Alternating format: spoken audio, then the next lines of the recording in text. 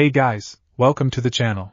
As you see in the thumbnail, what if Issei was stalker and harem with Grayfia Koneko Part 1. Before I start, please do support for more awesome content, and subscribe my channel and like this video. Go support and follow the DanzyDanz for writing that awesome fanfic, and also make sure to comment on this story. Link in the description. Let's start this video. For many hormone-driven teenagers, nabbing a girlfriend or a boyfriend during high school was one of the unspoken rites toward adulthood. Just like learning how to pay taxes on their own or how to ride a two-wheeled bike when they were snotty kids. For Issei, it was a waste of time, money, and a potential landmine waiting to blow his heart into pieces. All divorces are caused by marriage. This was a fact. Some of his friends claimed 7 out of 10 relationships were successful, thus he should at least give it a try. He argued by stating, if you're sitting on a plane to skydive, then the random guy next to you said 7 out of 10 parachutes might malfunction, you still gonna jump? They laughed, sure, but his point was caught. Just like how the ground caught that unlucky bastard. Whatever remained of them, anyway. Maybe he just hadn't reached that mental age yet to feel the need for some other living being to make him feel complete, whatever the hell that meant. Gods knew Murayama and Keites liked those kinds of romantic things. Crap like soulmates, and the special one. Good for them to have a vivid dream of their future spouse, but he was only 18, and without a stable job or decent income nor a bright prospect in fields that might earn him a boatload of money to be sure his family wouldn't starve to death. He didn't feel more mature than his peers or smart either. Nor was he unique, as some of the boys did share his view regarding relationships, albeit theirs were caused by past heartbreaks. Which was also one of the reasons he didn't want to start one. Call him a coward, but why on earth would people willingly open their heart to some other people that might mess it all up? Sure, there were cute couples in the school. Staring at them made him feel like he'd gotten diabetes. But there also existed girls or boys that spent the entire break bawling their eyes out because their special friend was found cheating. So it wasn't him that felt mature. He just couldn't trust peers his age to be mature enough. He'd rather not risk running out of tissues or feel the first slap of heartbreak just because he wanted to join the trend. Besides, the mature ones were the happy couples that already looked like they'd grow old together. Issei wasn't smart. Not academically, at least. His grades swam from C to D and very rarely a B on a nice day. The only A's he had ever gotten were during English exams. Not because he paid more attention during English classes either. He paid equal attention in all classes because he didn't want to be rude to the teachers, though he rarely got what on earth they were spitting, but because of his smack-dab average hobbies, playing video games and movies. Plenty of those visual and digital entertainment were only released in the English language, and even though he was a bona fide Japanese, he found reading actual letters instead of squiggly kanjis to be easier and faster. The letter A was significantly different to the letter B, as well as C, all the way to Z, meanwhile, and meant sweet and the number 20 respectively. Yes. Precisely. What the fuck? Those looked like food containers. Don't even get him started in Mandarin. The word ma could mean mother, horse, rough, or scold. Try translating the phrase mother horse scolds roughly into that cursed language. Not to say English wasn't without its own issues, but it was one of the easiest languages to learn in the world as well as one of the most ridiculous ones for a reason. For example, there are no rules is pronounced the same as there are no rules. It didn't help that the internet people seemed to confuse the word then and then, or why it was swim swam swum, sing sang sung, but not bring brang brung. Or why there's no put putted putted when there is a rut rutted rutted, or why bomb, tomb, comb doesn't rhyme. On the flip side, learning English made him able to pronounce the mystical letter L, a letter that didn't exist in the Japanese language, with its nearest replacement being R. Not, as this must be stated to combat misinformation, because the Japanese people were collectively taking the piss out of the Westerners, or because they were all people with very short tongues. He was one of the living proof. His tongue could touch the tip of his nose. Aika said whoever became his girlfriend would be very lucky. Issei understood and appreciated that innuendo, and he had laughed along with his pervy female classmate that didn't get as much flack as the other two perverts because they were guys. Double standard and all that. While he wasn't interested in relationships, he wasn't a deadbeat loser without a sense of humor. He wasn't the class clown by any means, and plenty believed he'd be one of the popular boys if not for the flock he was in, the notorious M's. 2 idiots that always got themselves into trouble with the girls. Kendo girls, track girls, soccer girls, or just girls in general. He never understood their obsession with panties or boobies. Not to say he was a pure-minded boy. Just ask his internet browser history. Issei just couldn't get why they just have to risk getting expelled for peeping into their locker room via a tiny peephole, or why they weren't expelled already. Maybe because Co-Academy was a private school and didn't want to ruin their flawless no-dropout record. Or maybe their parents were friends with the school's owners. Or maybe the school just didn't care about blatant sexual harassment. Which would be fucked up. Either way, they might be perverted morons, but they were his morons since his sophomore years. They have to kill someone to make him consider leaving them. After all, they never left him behind. Matsuda paired up with him during his first gym class when nobody wanted to pair up with the new kid. Motohama flicked a piece of paper containing answers to his table when he forgot he had a biology exam that day. You know. Standard loyalty stuff. He'd never trade them for $1 billion, which worth more than 1 billion yen. Cheating is bad, but who cares? Everyone plagiarizes at some point in their life, and he knew damn well his life's success wouldn't be determined by how much work he put in understanding the difference between the epidermis layer and dermis. Maybe if he wanted to be a scientist poking amoebas for fun, but Issei was a far cry from a nerd. Biology and chemistry melt his brain. He, at the very least, knew how and when to work hard. During group projects, for example, when other people would be impacted by his work rate, he'd hate himself if he caused people to get lower scores because he didn't do his part. He didn't want to be that asshole who only hitchhiked either. Then again, maybe that was why he wasn't ready for a relationship. Although it was inevitable and people did get hurt all the time, the idea of hurting other people emotionally greatly terrified him. He didn't aspire to be a perfect boyfriend, but he did aspire to be a decent person. So when a girl from another school approached him on his way home, and asked him straight out to go out with her, and that she had been watching him all this time, his answer was a blunt hell no, and he headed straight home, quickening his paces, because he didn't need to be taught that stalkers were definite red flags. Yandere, no matter how anime, Japanese cartoons, the Westerners always seemed to go bananas when someone said it was cartoon, depicted them as cute and adorably caring when they weren't being psychopaths, were freaks in reality, and should be put in jail. Break. Hey mom! I'm a robber! Issei announced, for he had arrived home safely. A standard welcome back came from the living room, where no doubt his dear mother had perched herself comfortably on the couch, watching her usual afternoon soap operas. Why were they called soap operas anyway? What did it have to do with soaps? Was it because he wanted to scrub his eyes and ears with bleach after watching a single episode? Pushing those stray thoughts away, he took off his sneakers and placed them neatly on the shoe rack, for Issei did not want to get told off for not putting his shoes properly, and made his way up to his room. In the middle of the stairs, however, he shouted, "Mom! If there's some girl asking for me, tell her I'm sleeping. Or dead." "Sure thing, honey." He knew for 1,000% that his mother heard him, but wasn't paying any attention, as otherwise Mama Haida would have freaked out, thinking her loveless son had finally given romance a fair chance, or scolded him for his humor, stating the state of being Unilev was not one to joke about. Which was strange, because dead baby jokes killed his sides more than the live ones. Black comedy, ladies and gentlemen, the more fucked up it is, the more people that might take offense, the funnier it gets. Odd how there's no white comedy. As he walked in his bedroom, he idly wondered if they were going to make a protest about that inequality, or add more made-up words to the dictionary. All words were made up anyway, so go nuts, he supposed. His after-school routine was, by no means, impressive. Dump bag to desk, get clothes, take a shower, a cold one because he's a man.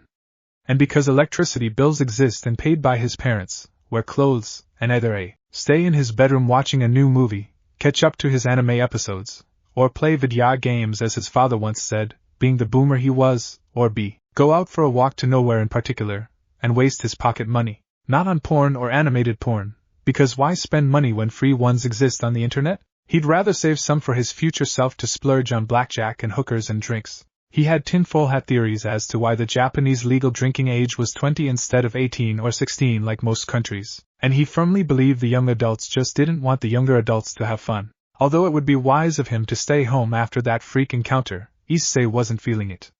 So he went out after letting his mother know. She was still glued to the TV. Soap operas to housewives, he supposed, were like superhero movies to general audience. It's formulaic, it's safe, you know how it'll end, people scream, the villain loses and the heroes win, but can be pretty enjoyable if they were self-aware, and doesn't take itself too seriously. He remembered watching Captain Marvel. To this day he still wished he hadn't. Then he remembered the female-only remakes of male-starred movies that didn't have to be remade. He wondered what would happen if they did the opposite and did an all-male cast from a female-only movie. Like Sex and the City, women power and all that, but did it ever have to be a competition between the two genders? Just make the pay equal already and make good movies. The people that barely earned an inch of their salary wanted to watch good movies, not be lectured. And why not remake a Brokeback Mountain with mostly female cast? That'd be a banger of a horny movie. Thus, the not-so-wise but not-so-dumb Issei Hayato got himself a pair of popsicles to stop his mystical debate. One melon-flavored and the other chocolate. Not because he wanted to, but because he won the other one for free. Elsewise he'd have picked another melon popsicle. Chocolate, as it turned out, was not for him. Too artificially sweet. He'd likely give it to some brats in the park, or eat it anyway because it was a rather hot day for spring. He strutted to the town's park. Park, it was called, because the name giver couldn't be bothered to be original. There, he took a seat by one of the green metallic benches, after making sure it wasn't wet with paint, obviously. Learned from past mistake and such, and because children were little assholes that thought getting rid of the wet paint signs and ruining people's shirt was hilarious. He had threatened them by suing their mothers. Who's laughing then? Not them, that's for sure. He'd never actually do that, but he never missed the chance of scaring some kids with semblances of the harsh realities adults must face. If it was legal, he would be more than happy to pick them up and throw them to see how far they would go. Not to hurt them either, purely for the heck of it. But today, in this fine if not a bit warm late afternoon, there was no wet paint, and Issei sat down with confidence, and just sat there, watching the kids running around, silently hoping one of them might trip and fall so he could laugh at them and feel better about himself because he wasn't as stupid. No one tripped, sadly, so Issei drew out his phone and checked for his messages. He didn't have apps like Dick Dokes or Bingestagram. Not because he hated people trying to make themselves famous through doing stupid shit, but because he just feels sad, sometimes even envious when he was feeling a bit down in the slumps. His family wasn't rich. Not poor, but not rich. Adequately wealthy, he supposed. They could afford to eat luxuriously during big yearly events, but traveling out of the country was a no-go. So instead of feeling jealous from time to time or question humanity as a whole, he got rid of them. His days had only been brighter since then. Some people were toxic, but that didn't mean he should or want to be toxic. Regardless of their purpose, to show the world or even to brag, social media was not for him, he concluded, and that it was fine. He used Line purely for its convenience, and since all his classmates used it to share homework reminders and answers, and because he wasn't a social recluse that didn't want to connect with his friend just because he thought most social media was a bragging platform, it wouldn't be fair to them otherwise, and that would just hurt him in the long run. Having connections, according to his dad, was more crucial than having the right skill sets. No new messages yet. Made sense since most of his peers were doing their club activities. Matsuda and Motohama were probably asleep as usual, or went on a date with Rosy Palms. So Issei stored his phone in his sling bag, and finished his melon popsicle, dumping them to the garbage can nearby, and walked around some more. Lonely? No. He liked being alone and understood there were differences between being alone and being lonely. He felt lonely when he was surrounded by crowd, actually. The most obvious one was definitely the mood. He wasn't feeling down or sad or happy, just neutral. Content, he surmised, if not a bit bored. He took in the same view he had seen when he was just like one of those screaming little kids. Not much had changed since then. Only the people. Without a peculiar thought in his mind, he stared off into the horizon, watching the setting sun as the skies turned orange. Soon, he thought, the PA would tell the kids to fuck off to their house. Soon the mothers would leave too. The park would darken and the streetlights would turn on. Occasionally some of the track girls would pass him by, sparing a wave whilst continuing their afternoon jog. Just like the residents of Ko have done for the past 18 years, only with different people. His life wasn't the most exciting life in the world. Not even in this small town. Probably not even in his neighborhood. But it was an alright one. The dull cycle of wake up eat study sleep might be torture for most, but to him, personally, the tediousness only made the excitements more memorable. Maybe that was just him telling himself that so he wouldn't feel too bad, but did it matter? Since when did anyone must have a reason to just feel alright? Everyone seemed to always aim high and dream higher, and while he understood ambition was necessary, had those people ever felt content? Work hard, play hard, earn hard, die anyway. His friends found that depressing when they happened to be talking about their future, but it was the other way around for him. It brought solace instead. A strange kind of comfort that set him free from the concern and stressful meaning of being successful. Of death, anyone, everyone, tomorrow, religions, uncertainties, certainties, and the list went on and on. It was believed that life would flash before his eyes just before he died. He found it to be true. It's called life. Living is just dying at an indeterminable rate. Issei knew, however, that he couldn't escape on who he really was, a human being that would have to compete with each other. He just wished he would be able to stay good. Not perfect because that seemed dreadfully awful and two-faced as heck, but just decent. He wanted to be remembered as he's a good dude, and maybe find some purpose in his life, because he sure as hell had no idea insofar as he remained breathing and conscious. But that definitely was not to be someone's comfort boyfriend, because here she came again. Gay, he winced, a knee-jerk reaction that the girl certainly didn't appreciate. The fuck do you mean, gay? She grumbled, clearly offended. Her tone no longer carried the same softness nor the prim and proper feel to it, which was why he was surprised. Are you following me? No, she looked pissed. She was faking it then, back then at that bridge, which meant he had successfully avoided a cruel prank. Okay, he shrugged and proceeded to walk around her. He wasn't someone who sought trouble or needless confrontation. Especially not one with strangers, cute or ugly. He didn't have to try to prove anything to anyone. Wait! The schoolgirl suddenly yelled, causing him to turn around. Tell me why you rejected me. His hazel eyes squinted with confusion. It was like talking to a different girl with the same looks. Huh? You shitting me? We never met, and you stalked me. You admitted it yourself. Why are you after me anyway? That should have been the question. You got roped in by some weird bet or something? You're not being bullied, are you? Then her violet eyes narrowed. Also with confusion. She was actually surprised, thinking her tactics would have worked for someone like him. Issei didn't know that, of course, because he wasn't a psychic or a mind reader. Her apparent expression confused him further. She was all sweet and shy then, now she looked like she was measuring him up. Please stop staring at me, you're making me uncomfortable.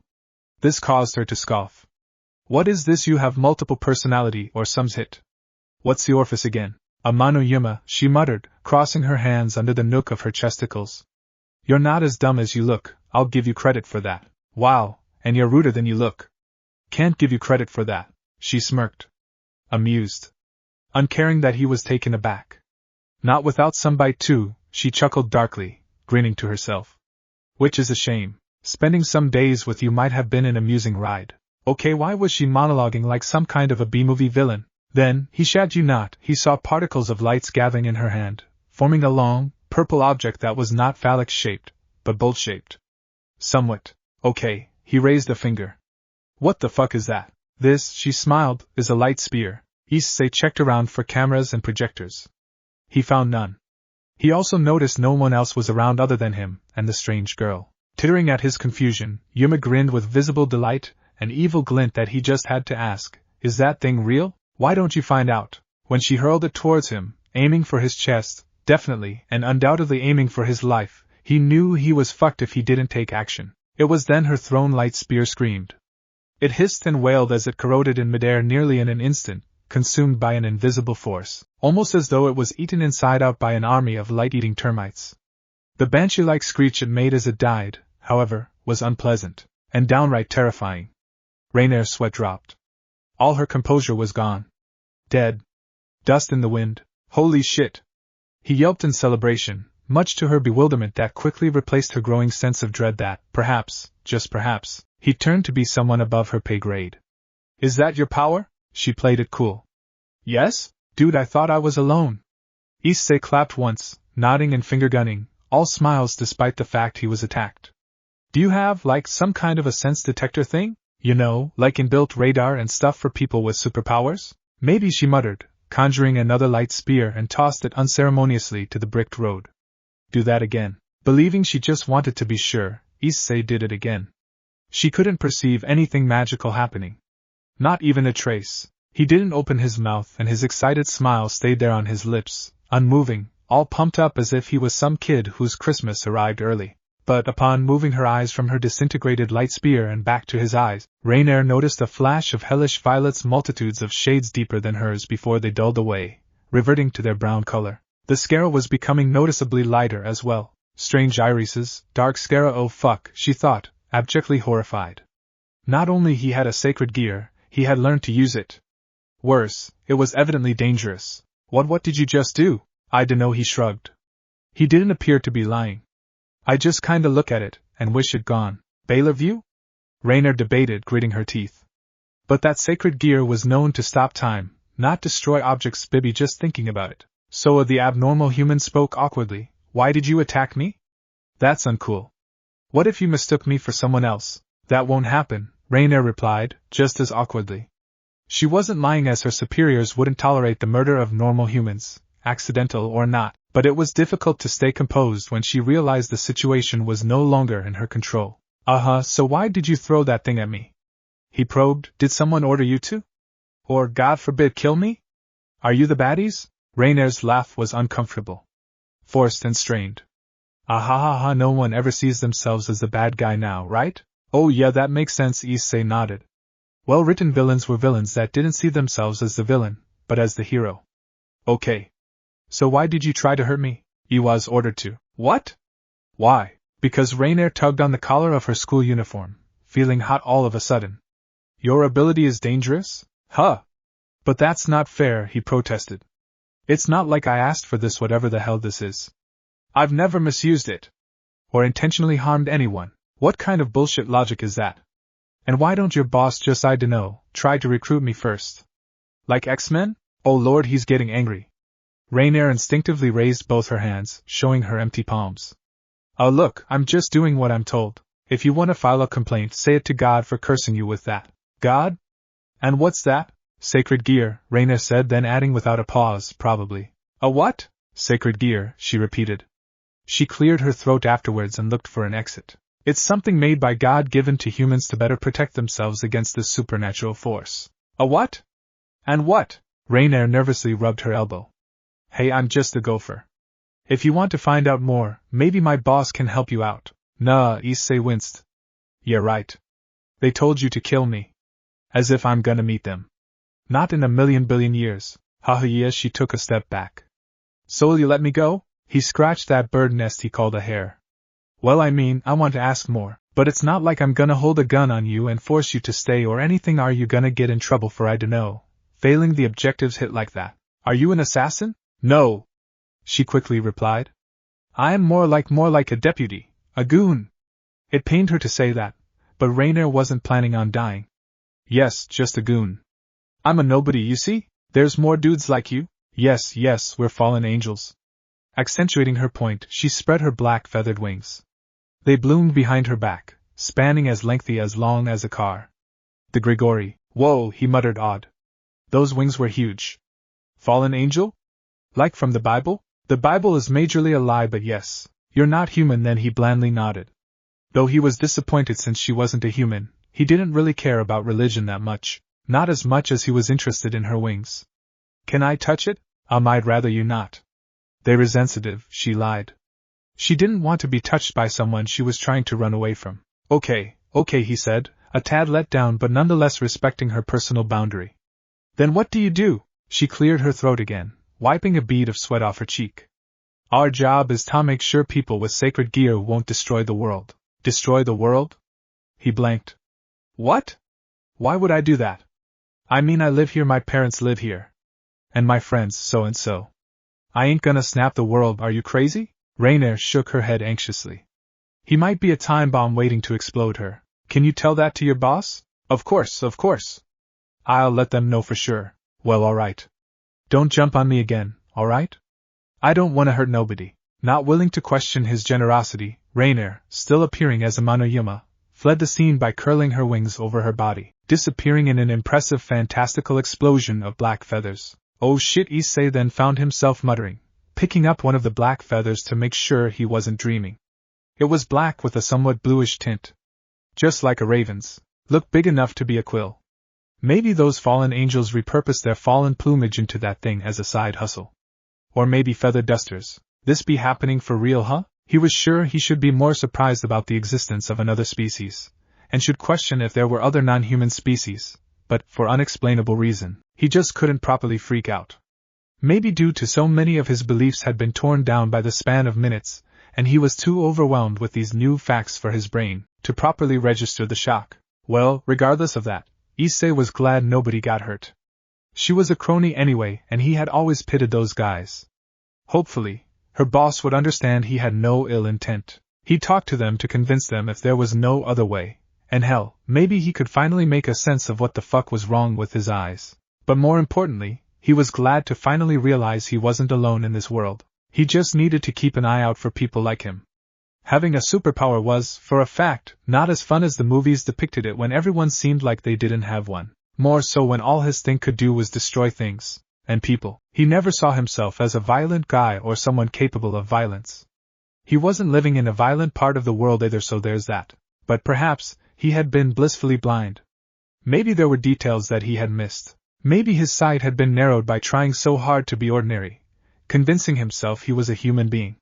Fearing he was a freak, not wanting to feel secluded or be secluded. Maybe he was too busy trying to control his anger so he wouldn't evaporate anyone on impulse. Too preoccupied with dampening himself for him to notice the smaller details of the big picture. And had he paid attention or possessed some kind of detection-type ability thing, he'd have taken notice of one of his juniors, hiding behind the bushes, making use of her tiny frame, spying on him when she happened to be walking by the park. He'd have given her his currently melting chocolate popsicle as well, but he didn't, and he ate the cold delicacy himself, because Issei was a normal guy both heart and soul, and his parents taught him to not be wasteful. A good apple, if not unremarkable. His ability was the only thing freaky about him. That must be the reason why the fallen angel took interest in him. Koneko must inform Rias of this. Issei couldn't sleep. This was reminiscent of when he was a kindergartner during the night before a field trip. Or when he tried a double-shot espresso out of curiosity. Terrible mistake. No matter how he twisted and turned, flipped his pillow, flipped himself like a fillet on a frying pan, flipped the ceiling for its silent staring and wordlessly making fun at him for his poor life choices. He just couldn't sleep. He was wired. His thoughts wouldn't shut the hell up. He kept wondering if he actually had met other people with superpower. That weirdo from yesterday was a fallen angel, so she didn't count, which was ridiculous enough. She confirmed fallen angels existed and magic was real all along. But how many other species were there? She mentioned something about sacred rear. Rear? That didn't sound right. Sacred bear? What bear? Sacred year? Tyr? Gias? What was it again? Well, it was something sacred. A blessing by God, he recalled, but which one specifically? The one from the Quran, the Bible. Wait, those are the same God under a different name. Buddha? Was Buddha even considered a god? He was an enlightened man, if Issei recalled his history correctly, but not seen as a god by his religious followers. Shinto gods then, maybe? His country's deities certainly would make more sense. Not that he believed in them before either, although he would be pretty hard-pressed to not at least acknowledge their existence after learning of their actual existence. Hopefully they wouldn't take any offense if he didn't pray to them. He was an agnostic, and his parents didn't seem to care much about godly things either. He didn't have anything against people with faith, but like pineapple on pizzas, faith just wasn't for him. He'd rather believe in himself and the people around him that are living the same lives instead of a mythical being that, no matter how understanding they might well be, not humans. But if it was a blessing from God, then why him? Why was he blessed? He hadn't done any heroic deeds. Issei was fairly certain about that. He doubted feeding some stray cat and helping a granny cross the road and not littering would earn him something of this magnitude. Then again, he had it before he had developed consciousness and conscience. Something he had since birth, probably. Putting aside the why, the how was even foggier. How did it work? Did someone transplant his eyes when he was a baby? Were his eye structure and anatomy the same like everyone else? Were his eyes even human? Is he human? In spite of his nightly pondering, the sun didn't give two shits and climbed the skies anyway. Fuck, he solemnly thought, the realization that he wouldn't be catching any Z's settling in his bones and screaming consciousness like a rabid squirrel. Nevertheless, Issei's day started out like any other. It had been in a steady decline since then. Lack of sleep sucked. He'd gone to school, attempted to sleep before class started, got pestered by his friends anyway. He then tried his best to stay awake during class, dozed off, got told to stand in the hallway. He joked around with random students that were heading to the toilet, sometimes teachers too. They were surprised at first, but poked fun at him in the end. It was fine, it helped him stay awake. Since his first year being in Co-Academy, Issei had always questioned why standing in the hallway was a punishment. Asian schools had insane punishments like hosing the students down with water if they were caught skipping, which was kinda extreme as is, but standing in the hallways didn't make no sense to him. He was punished for not paying attention, and his penalty was to stand outside the class, where he didn't have to pay attention at all? Yeah. Shit's weird, not complaining though. After what happened yesterday afternoon, Issei couldn't keep himself focused on anything. He had been wondering if all of that was just a dream, and he was still, after all this time, was still alone. That would be pretty depressing. It was then the alleged archenemy of all boys passed him by, and decided to strike a conversation with him. Hiatus-san, the blonde boy said, catching his attention. Issei was blank staring at the school's decorations. Hanging out? That boy was Kiba, a handsome European bloke with blonde hair and blue eyes. The classic Western combination of beauty. Issei didn't get the hate. How was it Kiba's fault that girls just flocked to him? He was good-looking, smart, reputed to be kind, well-spoken and gentle, an all-around Mr. Perfect. Shouldn't the boys try to be like him if they wanted the girls to look at them? Then again, having good looks did have an integral part of someone's life. Like talents that other people just wouldn't have. Issei, for one, was not handsome, nor was he talented. He was a decent goalkeeper, but if asked to dribble a ball, he'd be as clumsy as if he was wearing a giant duck costume. He might be average, but he knew the merit for being average was that if people liked him, it was for something else other than looks. Wouldn't hurt to be good-looking though. Yeah, Issei yawned. Couldn't get a wink of sleep last night, Kiba chuckled. Couldn't sleep in class either, I see. Well, I did, that's why I'm out here. Kiba's chuckle had a nice ring to it. Smooth like a baby's butt. This was the type of laughter that swooped girls off their feet, apparently. Personally, Issei thought it sounded kinda forced. Like he was trying to be nice but came off ingenuine. Probably just him overthinking it, so Issei didn't bother. His schoolmate then glanced around with his eyes, before staring at him again. Do you have plans during break, Hayato-kun? Yeah. Sleep. Another chuckle. Well, if you don't mind, the Occult Research Club wants to meet you. That invitation came out of nowhere like Truckun blindsiding Isekai protagonists. Huh? Why? Kiba looked perplexed. Why? What do you mean why? Issei blinked, now doubtful at himself. It's not like I'm shaking you down for cash. Why did they want to see me? Am I haunted or something? Don't tell me you can see spirits. And no, the devil blinked. Once, twice, thrice, and it didn't register to him that despite being the most mysterious and exclusive club as well as the club that housed the so-dubbed co-great ladies as well as their prince, the prince being Kiba himself, Issei saw the Occult Research Club as pretty much any other club. Well? What then? Issei probed. Ria, Bucho wishes to speak to you, Kiba said. Issei paused. He thought for a moment. Who? Is this guy serious? Rias Gremory? You've heard of her, surely. Ah. That one rang a bell. Oh yeah? I've heard, Issei blandly nodded, letting out a long, bear-like yawn as he scratched his chest. My friends talked about her all the goddamn time. They never even spoke with her. Or me, for that matter, so why does she want to talk to me all of a sudden? Huh. Kiba hadn't interacted much with Issei despite sharing the same year. Not because he tried to avoid him or anything, but because Issei was always with those two depraved students.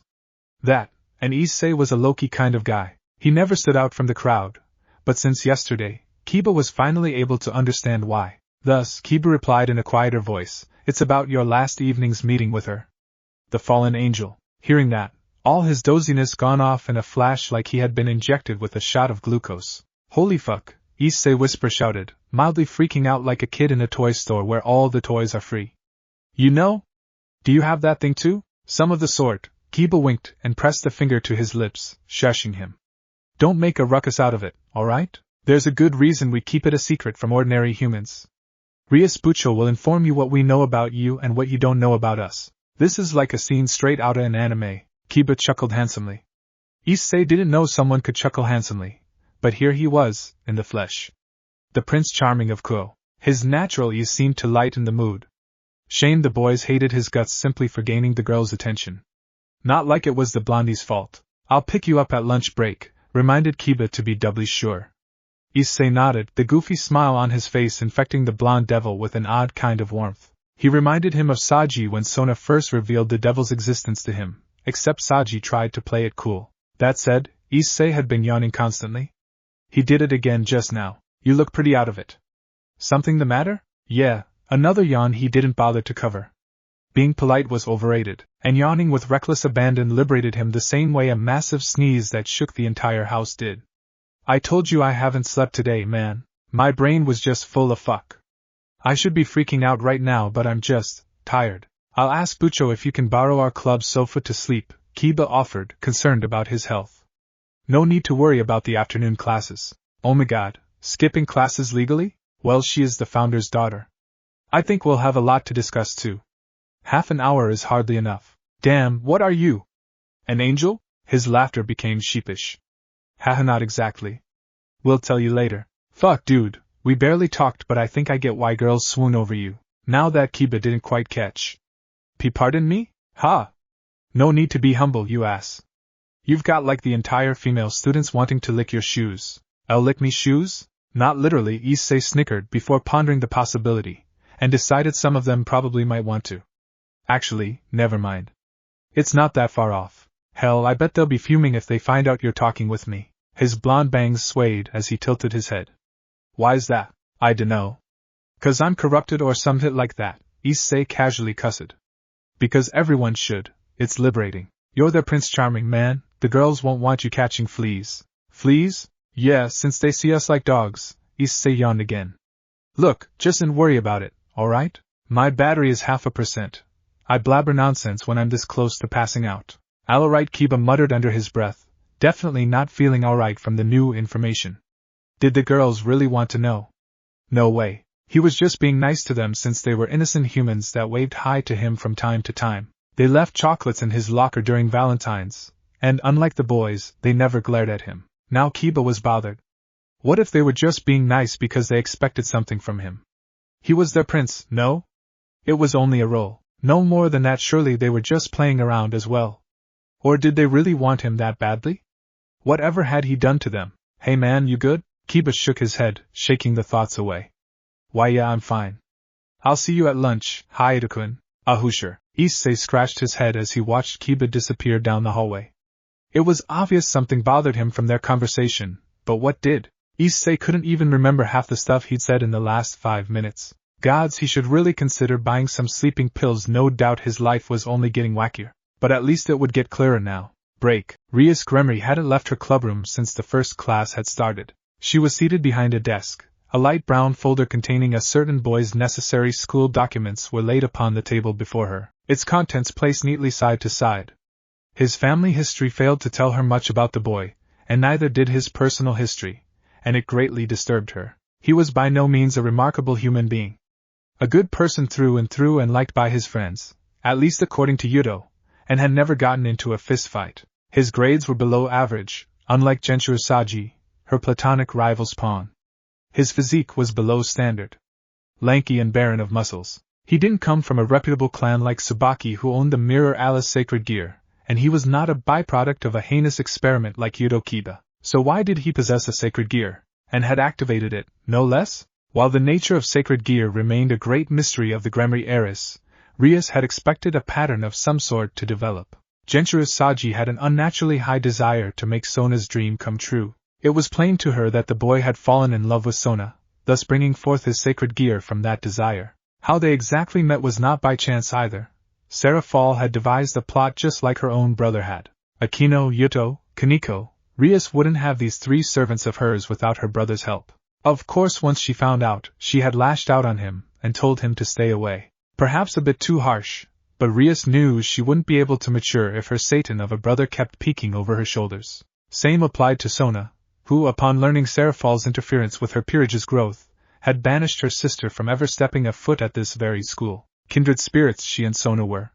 The biggest difference between them was perhaps how they treated their servants, and the fact that Sona nearly had a full peerage while Rias wasn't able to add any since the last 2 years she'd been in Japan. It wasn't because her school didn't have that many potential prospects, but none of them ever truly struck her like her servants did. Quality over quantity, people might claim, but it wasn't that either. It was never about power to her, but the fact that she was able to give these troubled souls a second chance. Of course, it came to bite her in the foot when she was sentenced to an unofficial raiding game. Only when a deadline appeared did Rias feel the urgency to find new servants. I don't see why not. Leave it to her queen to pry apart her hard contemplation with a soft voice. Akino was her only servant in this room. Why the long thought? You need all the help you can get, Rias. I don't think you need me to tell you that. He's hired to Issei, Rias rebuked. And? Rias sighed as she shifted the papers into the folders, massaging her temples right after. He's normal, Akino. Akino flitted an innocent tune. Era? Am I not normal as well? You know what I meant, Rias scoffed, unimpressed by her queen's poor attempt at cheering her up. If she was even bothering. He doesn't strike me as someone who'll fit in. Not with us. with the world. Our world. How so? Not damaged enough? Akino Rias groaned, adding much to Akino's glee. The Thunder Priestess always loved to torture her conscience regardless of the situation. She didn't mind it when she directed towards her enemies, but it could irritate her during moments like these. Another sigh caused her queen to stroll over from the guest sofa, approaching her with that damn permanent smile etched on her face. I can't see how this'll work out, Rias muttered, taking off her eyeglasses. It failed to bring clarity as she'd hoped. He's not violent, he's not immoral, and he was raised in a normal family without a significant history, and he's without a troubled past as you do. Perhaps he'll be the perfect foil for us orphans then. Rias narrowed her barrel bluish-green eyes. Cut it out. I won't ask you twice. At that stern tone, Akino only shivered in delight, eyeing to be scolded by the tender-hearted Rias Gremri-sama. Sometimes, Rias wished Akino could act a little bit more like Tsubaki. She debated throwing an eraser over, but Rias found that she didn't have the energy to do just that. So she resorted with words. I'm at my wit's end here and all you've done is make me wish I had a shovel to bury you. Then me. Giggling her usual light, flute-like giggles, Akino sauntered behind her office chair, and placed both her hands over her shoulders, and started massaging her. Loosen down, sweet, sweet Rias. Rias shuddered, and Akino gleefully giggled. Each time she made her king uncomfortable was another notch to her imaginary tally. But think about it. He's been spotted by the vultures, Akino insinuated, and the Gremri frowned with both her sleek eyebrows and soft pink lips. It'll be only a matter of time before they either kill him or bring him to their flock. They already tried once yesterday. Who says they won't make another move today? Rias' sigh only deepened. Although she appreciated the massage, it didn't change the fact that she was stuck in a deep, sticky muck where the only rope out for her was a clueless boy. It's not fair to him. It just wasn't. She had no right to drag him into this part of the world. Life isn't fair. Oh, don't you get smart at me, Himejima. Scared that I'll beat your intellect? Rias rolled her eyes. But was I wrong? Akino flitted by. Erasing his memories won't do any good. The fallen know about him regardless, and we can't erase the crow's memories. We can erase them, however. We will. Soon, Rias muttered. The moment the fallen angels crossed the line, then there would be no mercy to spare. She had no doubt those stray exorcists would make their first action in due time, believing they had snuck in covertly, and then Sona could finally have the authorization to let loose of the cleanup crew, Rias and her peerage. But those stragglers wasn't the main issue here. I guess there's no other way. Hummed Akino. This is for his safety as well. If you reject him, Sona will make her move either way. That's true, Rias sighed. She had been sighing an awful lot today. Or yesterday. Or the day before yesterday. Or the entirety of days since last week. Damn phoenixes, damn her family. Damn this pure-blooded insecurity nonsense. There is no other choice, are there? Who knows? Akino shrugged carelessly. As far as I'm concerned, our choices are either to abandon him to die or be recruited by the Grigori or Sona. One of the two. And that's supposed to bring me any peace of mind? Peace is overrated anyway. We're all a little bit chaotic. It's pretty much a given for being who we are. Rias ignored Akino's mindless quip, and made her final decision. Regardless of the circumstances, Hayate Issei deserved to make his choice. Have Yuto bring him here during lunch break. Sure thing, Bucho. Akino smiled. If there would be anything that she would change from her master and closest friend, then it would be her kindness. Just a bit, and maybe her stubborn pride. Damn, it was Issei's first and only word as he entered the insanely luxurious clubroom hidden in the depths of a mossy old-school building. Everything was nicely furnished. Air conditioning was to be expected, but none of the clubs he'd ever visited had this amount of pricey-looking furniture and refineries and luxuries, or even a fridge. Not counting the home Issei club, for reasons obvious enough. Sure could use a bit more light though. Why were they using candles when they were already using the aircon? Definitely not to lower the utility expense. Aircon used more electricity current than a couple of lamps. Maybe for the spooky vibe? They were the occult research club after all. Either way, a room with this dim of an illumination would be harmful for the eyes, he'd think. Welcome to the occult research club, Hayato-kun, Kiba announced, although the occupants were already looking at him with a reserved but friendly smile. All except for the one tiny girl sitting by the couch, which he didn't notice. Damn. Second word. Not much distinction in both letters and intonation, and his blank staring. He felt like he had entered a rich kids' clubhouse built by their multimillionaire dads, where the kids wore polos and chino shorts and had that same pompous haircut. You can come inside, you know? Huh. Oh, right, excuse me. Issei blinked, and his mind finally registered that he had been standing by the entrance for almost a minute. Inside he went, and awkwardly bowed his head at his seniors, and one junior. We've been expecting you, greeted a girl with bedazzling crimson hair. Issei couldn't imagine the amount of hair product she used to maintain those waves. Ah yes, hello senpai. The expecting is mutual. Issei nodded, walking over towards the couch, still checking out the place that was definitely too large for a four-man club and too lavish for a clubroom. Oh, Kaneko-chan, I didn't even see you there. Lo, was all the petite club mascot said, minding little of him as she kept on eating her slice of strawberry shortcake. Kaneko didn't know much about the human boy either, but she heard enough about him to tell he wasn't like his perverted cronies. Albeit there was doubt in her heart, she held back on forming her opinion until she knew more about this potential junior of hers. Bit of a lukewarm response, but Issei had worse, so he sat down, and immediately noticed first thing that the couch was heavenly comfy. They were soft green with wood arms, and he had absolutely no idea what theme they were, but they were definitely not Japanese furniture. Whatever style it hailed from, European or the frickin' Arctic, it looked comfy enough for him to lay his tired ass and more than enough length for him to sprawl over and take his much-needed nap. They were practically luring him. This club wasn't exclusive for nothing, huh? This place is totally rad, but what's up with the why is it so dark in here? Is it for the spooks? He decided to ask straight out, his eyes wandering about, unable to focus on one thing as there were so many things taking up his attention the more he looked around. Is that a magic circle? Hey, do you guys do summoning rituals too? Rias didn't follow the direction his finger was pointing, simply observing his behavior to her and her servant's usual surroundings. His reaction was endearing, in a way that it was different. Humane. Normal. Which was why she was on the fence with the idea of inviting him to this part of the world he didn't know existed. Not even inviting, just welcoming or showing him this side existed felt so wrong. Sitting next to her, Akino leaned in and whispered to her, "He's cute. Let's keep him." Rias gave her queen a look. "He's not a pet. Won't know if we don't ask." Rias softly groaned as she rolled her eyes, and to prevent further distractions, she began to talk. "First of all, I'm certain you're wondering why you're summoned here." "Oh, summoned, eh?" Issei grinned jokingly. "Is Chuni speak mandatory here?" Rias blinked, and her brows lowered. "What?" Kaneko stifled her giggle. Akino tittered regardless. Only Yuto seemed confused as much as her. Issei paused and froze, before he spoke. "Oh crap, that's how you talk?" "Sorry, I wasn't trying to make fun of you or anything, senpai. It's just that you just seem so dignified and all. Feels like I'm talking to a princess. I mean hell, you all look like you came from a nobility, except for Kaneko-chan." "No offense. None taken," Kaneko shrugged, unbothered. "Really? Her seniors were just naturally beautiful and handsome. And busted. Extremely busted. Excessive, perhaps, whereas here she sat flat as a chopping board." For a reason unapparent, Kaneko scowled.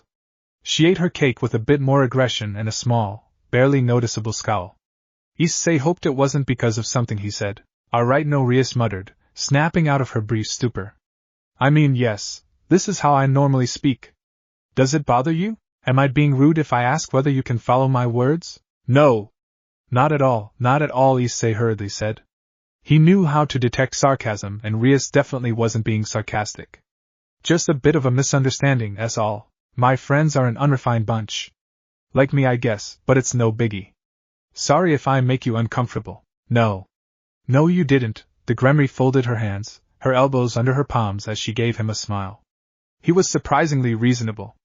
"I do talk a bit formally, I'll admit. By no means am I belittling you by saying this, Hayato, but if there's something you don't quite grasp, then go ahead and ask. Akino or Yuto may be able to explain it clearer." He nodded dully. Right. I suppose introductions should be in order," Rias restarted, loosening her businesslike intonation. At least she thought so. "I'm Rias Gremry, president of the Occult Research Club. This is Tojo Kaneko, the treasurer, and Yuto Kiba, the secretary, both I'm certain you've met. And this is Akino." Akino smiled warmly. Her usual go-to smile. "Himejima Akino, vice president. You may go ahead and call me Akino-senpai, if I can call you Issei-kun." "Sure thing, senpai, sure thing. He's like a parrot," Akino tittered. What with all the head bobbing and repeated phrases of acknowledgement, if not for his powers, then she hoped Rias would invite him either way due to the fact that Issei was significantly different from them. He seemed an easy prey to tease as well, which was a welcome plus. Rias was evidently too stressed out at the moment to deal with her humor, whereas Yudo was, well, a bit dense, if anything. He'd gotten used as well, if it wasn't bad enough. It was a sad day when Kaneko-chan became resistant to her mischief, sparing at most a snide look, which was pretty nice for a different reason, but Akino liked having a variety of reactions, and someone like Issei was perhaps someone she needed. The fact that he saw her as well as Rias as a person instead of a walking object of desire was well appreciated too. It was almost strange to meet a male student that didn't try to leer at their sizable bust. Rather, he was more entranced by the room's atmosphere and air rather than them. Though Akino certainly wouldn't mind the wide eyes her desirable figure had garnered, she appreciated the fresh breath. Well then, Rias continued. Would you like some tea before we begin, Haida? Ah, no thanks. Akino pouted a little. Oh? You don't like tea? Maybe at night. I'm more of a milk or water guy than a tea or coffee guy. Akino couldn't help but giggle yet again, amused by her own thoughts. What is he, a child? He'd be a perfect younger sibling if the group ever needed one. They already had the quiet one and the smooth charmer one. Three's better than two. Oblivious to her queen's miring thoughts, Rias put the conversation well on track. I believe you've met Yuma Amano, correct? Issei squinted his eyes. Not in a way that he was showing suspicion, but in a way that someone would do when they were trying to re-jog their memories. I think I dunno. I'm terrible with names, senpai. I can remember faces, but names fall off my memories unless I talk with them enough times. If the chick you mean has black hair and from Danza High, then yeah, that's who I'm referring to, confirmed Rias. The fallen angel. Her true name is Rainier. Yeah, that's her all right. Issei nodded, more spirited now, ready to chew on the meaty topic and hopefully understand more about his bizarre eyes. How do you know that, senpai? I was passing by the park. The white-haired petite made herself heard. Her voice was quietly audible, light as her frame. Motohama would have lost it if he ever heard her speak to him, that depraved lolicon. You were? Huh, I didn't see you. Kaneko nodded, setting down her empty plate over the coffee table. I would have kicked her ass if she tried anything funny to you, senpai, but you handled it pretty well, all things considered. Seriously? Issei asked again, his eyes broadening. You.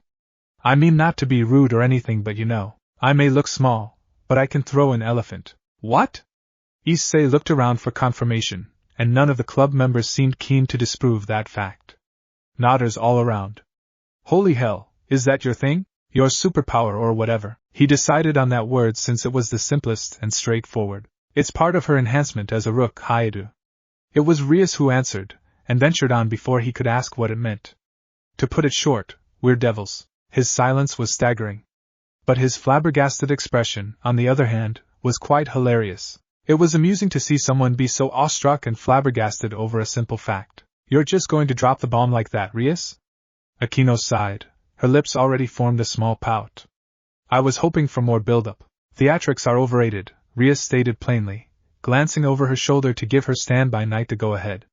Yudo, if you would. The blondie nodded, and Issei's brown eyes only widened and widened until they were the size of saucers as a pair of slick black wings erupted from Kiba's back, stretching more or less the same length like the fallen angel from last afternoon. Whoa, Jesus! Issei had to blink several times to confirm he wasn't dreaming. He wasn't dreaming back then either. This was real. He flapped it once too. Those were real and not a cosplay prop. Wait, you guys are devils? Well, I guess I kinda expected devils exist too since fallen angels exist. But you guys are devils? All this time? All along, Rias simpered. Always amusing when she revealed her identity to a commoner. What? But you guys look like people. Where's your pitchforks? And horns? Pointy spade-shaped tail? How come you're all good-looking instead of all scaly and red? Humans tend to over-exaggerate and add in their own details to fulfill their propaganda that all devils are evil. And those are demons' characteristics you mentioned, Rias simply answered. Sorry to disappoint you, but we resemble humans by terms of appearance. We are a species created by the first Lucifer through Lilith the demon. Lucifer is a creature molded by the biblical God after all, just as the first humans were, hence our similar appearance. It's the perfect look, according to the annals of history. Issei for sure didn't expect a crash course about the history of an entire species' appearance, but he wasn't going to complain. That aside, she said, annals? Haha, goddamn it, grow up a bit, Issei. Then what about the fallen angel? I don't know much about the Bible or religion, but isn't this Lucifer guy a fallen angel? Technically, He was an archangel. He was banished because he rebelled against God, Rias explained. The fallen angels fell because during the banishment of Adam and Eve, punishment for disobeying God's words, these angels disobeyed him too and descended to earth to look after the humans. They are called Grigori, the Watchers. Then they watch humans very closely, Akino hinted unabashedly, earning an exasperated look from Rias. Extremely closely, might I add. Issei caught that dirty joke, and laughed like a gremlin that was up to no good. The hee-hee had kind of laughter that tickled Akino right in her funny bone as she began to titter herself. He was no saint, that was always good. She'd highly appreciate someone who enjoyed her childish sexual quippages, especially since Rias was fed up. Koneko found it distasteful, and Kiba was so used to hearing it that he stopped feeling bashful and had become desensitized. Never let someone say it was easy being both devil and a fallen angel at the same time. Devils were prim and proper while fallen angels were constantly dirty-minded like the sluts and man-whores they were.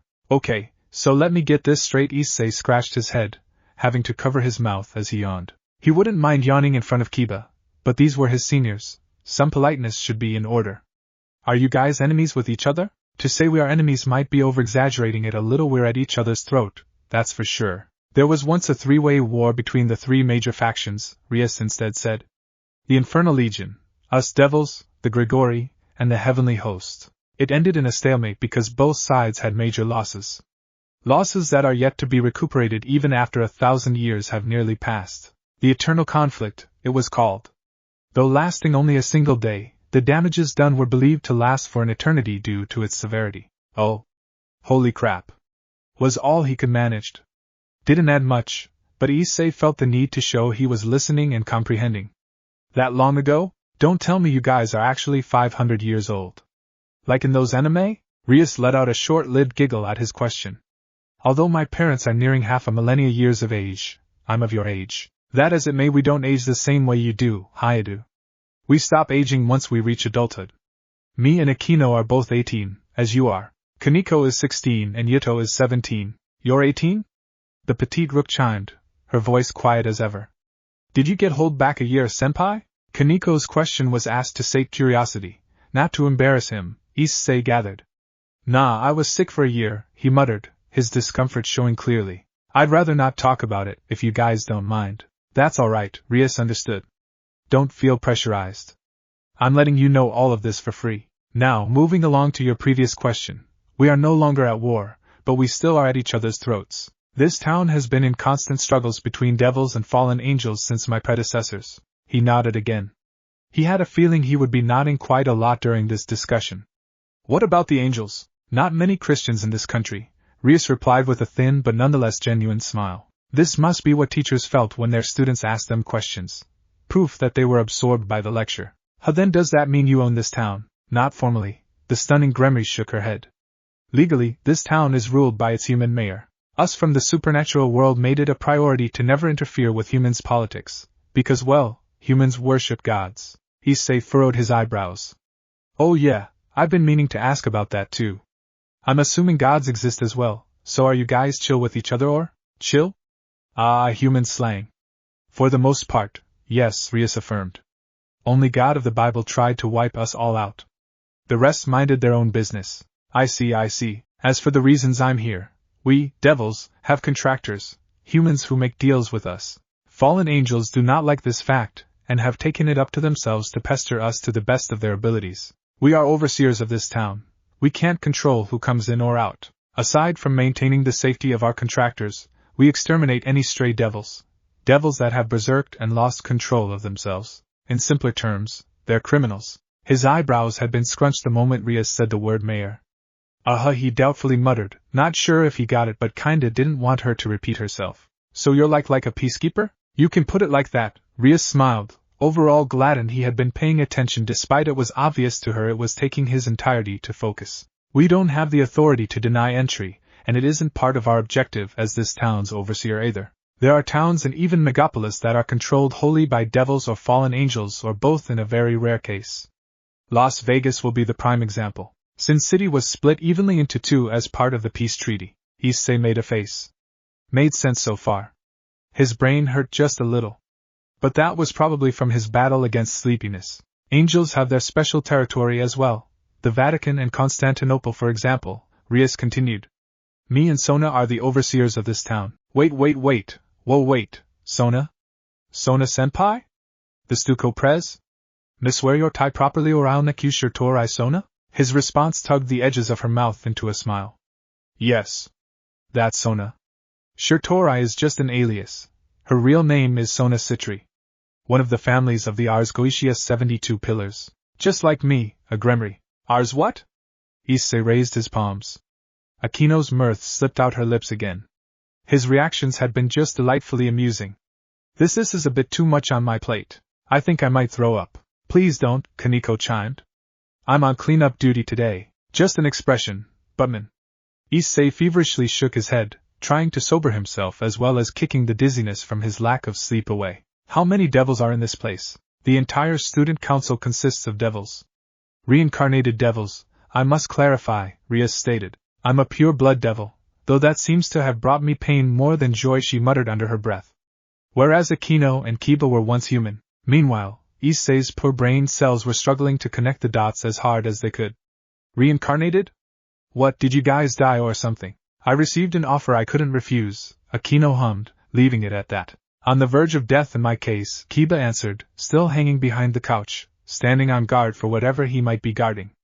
Wasps, probably. I was practically on death's door when Bucho found me. Damn bro, what happened to you? His smile lacked its friendliness now.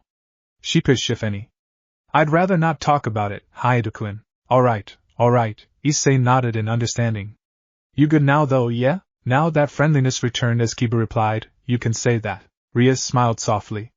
She really did wish Kiba could one day let go of his dark past, or to no longer be haunted by it, and blame himself. She could give her servants better living conditions, but mending them was harder than she'd thought. She hoped she was at least an adequate master for them. Good on ya, Issei nodded approvingly, bro-ishly, for the lack of proper and simpler terms. He was going to ask if the mascot was the same, but as she'd remained quiet and didn't seem to trust him enough to speak up, Issei decided to not to, and returned his attention back to Rias. So Agiramori-senpai. The butchering of her family name roused her from her stupor. Yes? The fallen angels, the reason that girl attacked me yesterday, Issei muttered, crossing his hands, looking disturbed. She said what I have is dangerous and that I'm a threat, sacred gear, I think she said. Do you guys have it too or? Rias grimaced and frowned. Issei also took note of Akino's sudden glower. These guys really hate the other guy's guts. That's our biggest problem with those fallen angels. They play God when they're nothing but cowardly vultures without respect for life, the Gremry scoffed. Not to say devils are completely innocent, but we're just as bad actually, but we don't kill humans. We invite them to our side. We offer protection and wealth in exchange for their power, not hunt them down or conduct experiments on them. Kiba gritted his teeth, but Issei failed to notice it as he was already too concerned by the souring mood. But yes. Yudo has it. Issei jumped on his seat as a shiny metallic thing erupted from the carpeted floor. Swords? Are those swords? How did you even do that? I just think of it, Kiba shrugged. The swords I create rely on my imagination. Huh. Thinking is the trigger, huh? That's more or less the same as me then. Sword birth is a sacred gear he possesses, Rias told him as Kiba promptly got rid of the swords, unfocusing his desire as the bladed weapons turned to glitters, disappearing as they floated mesmerizingly in the air. What you have, I believe, might be the forbidden Bellevue. Forbidden? Damn, that sounded badass. Anything with forbidden or cursed or illegal on its label automatically doubled its awesomeness. Except what he had wasn't that awesome. But there's this thing I don't quite understand according to history. You should be able to stop time, Hayadu, not whatever it was you did to Rainier's light spear. Time stopping? What? That's way better than what I have. That corked her interest. How so? I mean, stopping time or making things go poof. Which sounds more convenient to you? With time stopping, I can sleep any time I want and procrastinate as long as I want. Or cheat during exams, I guess. But it'll be fishy if I just suddenly grow a brain. Rias giggled. What a silly boy. All of the crime one might commit with time stopping and the extent of his evil was copy his classmates' works. You won't be able to stop everything around you, Hayadu. Only what you're able to see. Oh. Maybe if he stared at himself in the mirror, wait, then he would just be frozen still. At least that's what is described in the tome, Rias muttered, curious now. Evidently what you have is something akin to my inherited bloodline power, the power of destruction, which, as the name suggests, destroys things. I'd show you, but I'd rather not ruin my office. His brows had risen. That sounds ominous. Rightfully so. Ria smiled. But enough about us, I want to know more about you and your ability. Is it too much to ask if I ask you to demonstrate it? How does it affect your psyche? Well-being, I mean. Sure, Issei shrugged. What's the harm anyway? I don't really get why or how, but I think the more I use it in a day, the more likely I'll end up having a nightmare for a dream. Or just an unpleasant dream overall, like falling butt up. He pointed at the roof. Might just be a coincidence though. Not like I use it much. Rias brought her delicate fingers over her lush lips, adopting a thinking pose. Perhaps. Then will you? Can you demonstrate it using that plate? Huh. Issei looked over the small plate Koneko was using earlier. But it's a plate. Exactly. It's just a plate, Rias insisted. Ceramic or not, anything replaceable with money was the least of her worries. Well, alright. Sorry, Mr. Plate. Rich people, he supposed? Without further ado, he glanced over at the plate, and the devils collectively held their breath as the plate screeched. It didn't last a second, but the unholy sound it created was something that belonged to the deeper sanctums in hell. Amazing, Rias mumbled, sparing a glance at Koneko to make sure she was fine, as he was the one with the keenest hearing, disturbed, but nonetheless awestruck by the speed of its destruction. More or less the same with the rest of her servants. Detect any magic, Akino? No, Akino muttered. Serious for once. No traces at all. It's a miracle, all right. A sacred gear. As we've expected, Rias huffed a pleased sigh and nodded, and proceeded to explain what it meant to the clueless boy. Sacred gears carry tiny miracles from God, Haidu, hence why you're able to cast it without having magical power within you. In short, the ability to create something out of nothing. Hence the term miracle. Issei slowly bobbed his head up and down. Finally, things began to make some fucking sense. His eyes went purple, Koneko then mentioned, skipping the preamble. Did they? Rias asked as the devils stared at Issei's warm hazel browns, making the boy a bit uncomfortable by the sudden stares. We were too fixated at the plate. I suppose can you do that again, Haidu? If you don't mind? Alright.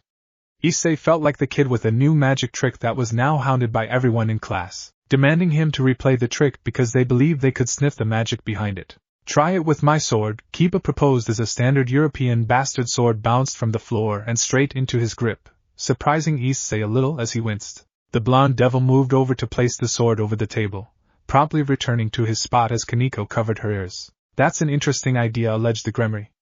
Perhaps we should see if you can snuff our spells later on. Since he looked eager to ask, Rias had to redirect him to her request. I'll elaborate in the future. As for now, please, Haidu. Alrighty. Rias paid closer attention to his hazel eyes, and finally, noticed the violet glower as he activated his presumed sacred gear. It was as if his brown irises exploded into shades of purple. They flared stunningly as his pupils contracted into vertical slits. His white scara blackened, turning completely ink black, emphasizing the radiant violet flames. It was like seeing a pair of miniature supernovas. The biting sound ruined the otherwise beautiful scenery, however. The demonic sword lasted barely a second, and the piercing shriek lasted even shorter as it was completely devoured inside out. It's real loud, Issei then muttered, shaking his head and rubbing his ears. Sounds like someone's dying. Took a long while for me to get used to it, and an even longer one for Koneko as she thought somberly. Oh yeah, Issei rambled. You can do spells and shit. Is it something you can learn? Like maths? Rias chuckled primly. Any species other than humans is able to cast spells. It's something we're born with. Issei was visibly bummed out, which elicited another string of her light tittering. Normally anyway. Can I do that? Spells and shiz? As for your kind, while it's not entirely impossible, it's more difficult for you to learn. Not as convenient as picturing a ball of fire. Rias extended a hand out as black and red fireball blazed above her palm. His widening eyes was amusing to say the least. Human magicians use formulas and oftentimes herbs or other ingredients, or a tool to channel their innate magical power easier. Like a staff or a wand among others. Even then, they'll have to nurture their talents for years. And since talents are exclusive, not everyone has it. Not everyone can be a magician. Damn. His fault for getting his hopes up. However, Rias restarted, her tone becoming more businesslike. All humans can become a devil. It was then she summoned her evil pieces, telling him how the agar's crystal that was used to make these chess pieces could inject demonic energy into his soul, further enhancing his body to contain his new demonic strengths and drawbacks. It wasn't so much as a reincarnation as it was an addition, however, hence why the term reincarnated devil was used. Other than the fact it was coined to please the pure-blooded devils. How that's pretty nifty, he said with uncertainty. Are you bothered by the fact we are devils, Hayadu? Not really, shrugged Issei as he rubbed his eyes, yawning for 3 seconds before continuing. I mean, it's not like you guys sat on my shoulder whispering to me to do bad stuff. And movies are just movies anyway. I don't know any of you that much other than rumors. But you guys seem alright. So far at least, Akino teased needlessly. Rias would have scolded her if Issei didn't laugh. Ha! Yeah, I guess I'll have to change my mind if you're gonna sacrifice me to summon the Antichrist. Actually, I'd rather not be sacrificed for anything. None of us have any intention of bringing the apocalypse.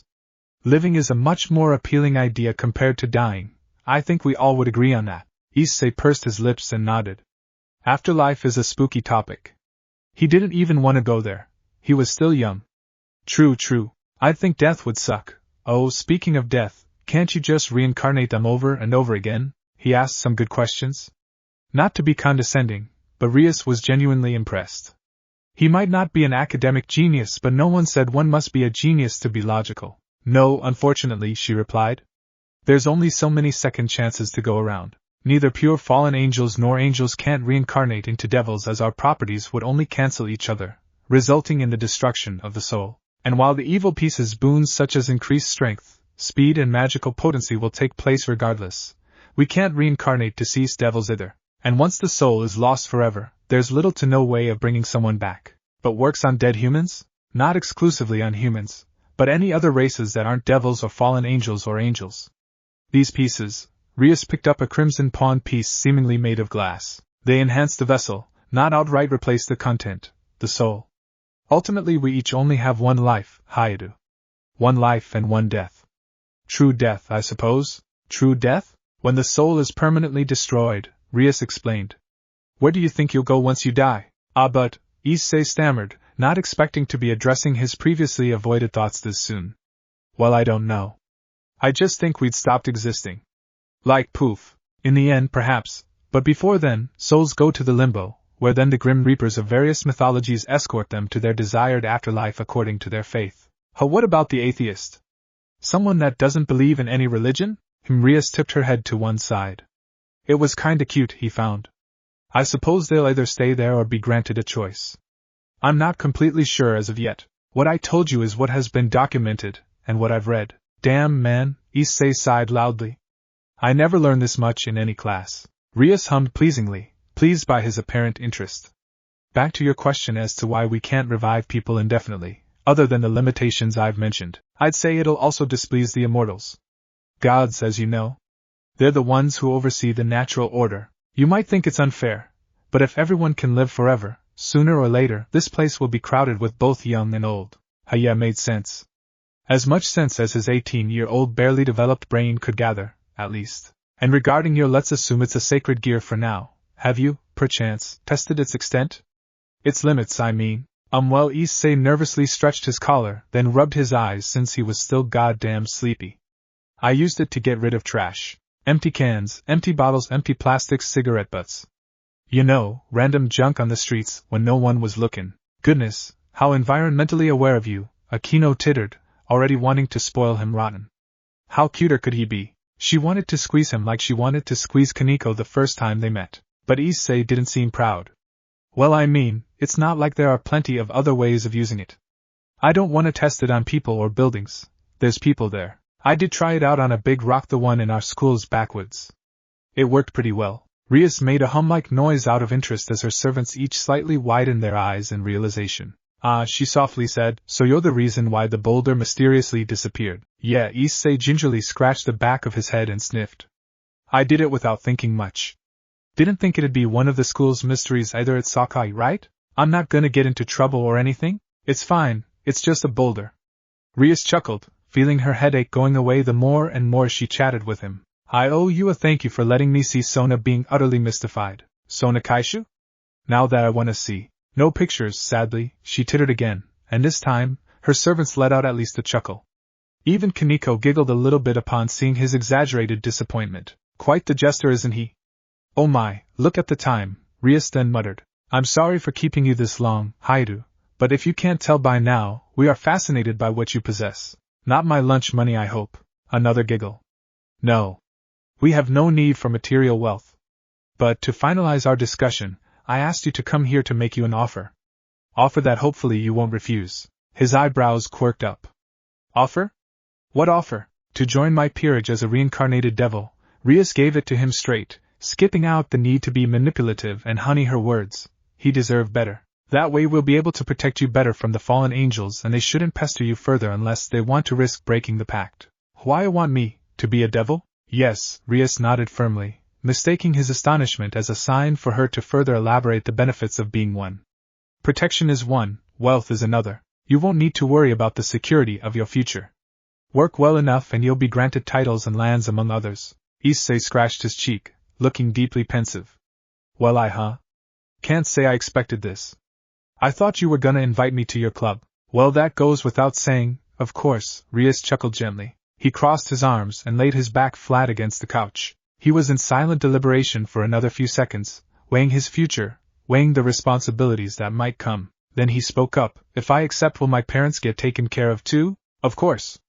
Ria's smile tasted sweet in her lips. She couldn't imagine any of her servants would refuse his membership.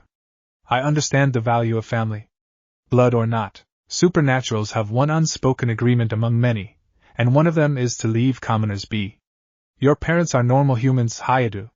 No harm will come to them, and they'll live well? Like maybe not crazy rich, but have enough for an early retirement? I mean, my dad's already 55, and he's been working all his life. Goodness. He loved his family this much? Rias might have to cry after this. Yes. I'll alter their memories so they won't be surprised with the amount of wealth they have then. And do I have to kill anyone? That's a grim question to ask, but no. I assure you, I won't force you to kill anybody. You can have my word on that. Well, that's good enough for me. Okay. Sure. Fuck it. It was her turn to be flabbergasted. Why, you agree? Just like that? Well, he muttered. Somewhat awkwardly this time. Look, I'm a nobody. Let's be honest here. I got zero talent, I ain't smart. I'm the ideal desk jockey material, and I don't want to work in an office. I mean, every night I see my dad coming home late, all tired, and it just scares me that I'll have to work as long as him to just, live. I'm no genius. No charisma or the confidence to try to get into a career that pays well, and I don't want to spend the rest of my life working until I'm too old. Being an adult terrifies me. I'll be honest, I just don't see how I'll ever be anything as a human. But if I have a shot at being something as a devil, then why not? Not like you're gonna make me kill people or anything, right? Rias shook her head, fully quiet otherwise. And other than that, I finally met you guys. People that knows what the fuck is actually going on. You know the things I don't. My strange eye thing, for example. I can finally make some sense out of it. You guys didn't freak out when I showed you my eyes either. I'd been living thinking I was the only weirdo until yesterday. The Occult Research Club had never been so silent. The silence was staggering. Rias thought she could hear everyone's hearts shattering from how unexpectedly wholesome he was. For people his age, not many people could admit their worry or even deliberate this far into the future. And not for himself either, but for his parents. He didn't agree because of the money or the benefits or a selfish desire, but because he thought his parents would be better off if he joined them. Oh, we're not saying you're a weirdo. I just think I am because I'm different. By Lilith, the last time she felt this way was back when she received Koneko from her brother. He must be protected at all costs. Unless you guys have been bullshitting me all this time and are scamming me. And no. Rias hurriedly said, sputtering, panicking, much to Akino's amusement. I'd never do that. I know, senpai. I'm just kidding around. Alright, yes, Rias clutched her temple, the embarrassment of her overreaction heating up her face. Well, I suppose the ritual is in order then. Issei went pale and his jokish smile fell off his face. Our ritual? Break. The rite went well and Rias now had gained herself a new pawn. He was now sleeping over the couch in front of her as Kiba had promised, heading straight to dreamland with a little help from Akino's hypnotization. Said girl was sitting by him, his head over her lap, looking pleased with herself and the development of events. He's a good boy, the queen hummed, toying with his brown locks as Issei slept like a log. And his hair is surprisingly poofy too. 4 pawns, Rias then muttered thoughtfully.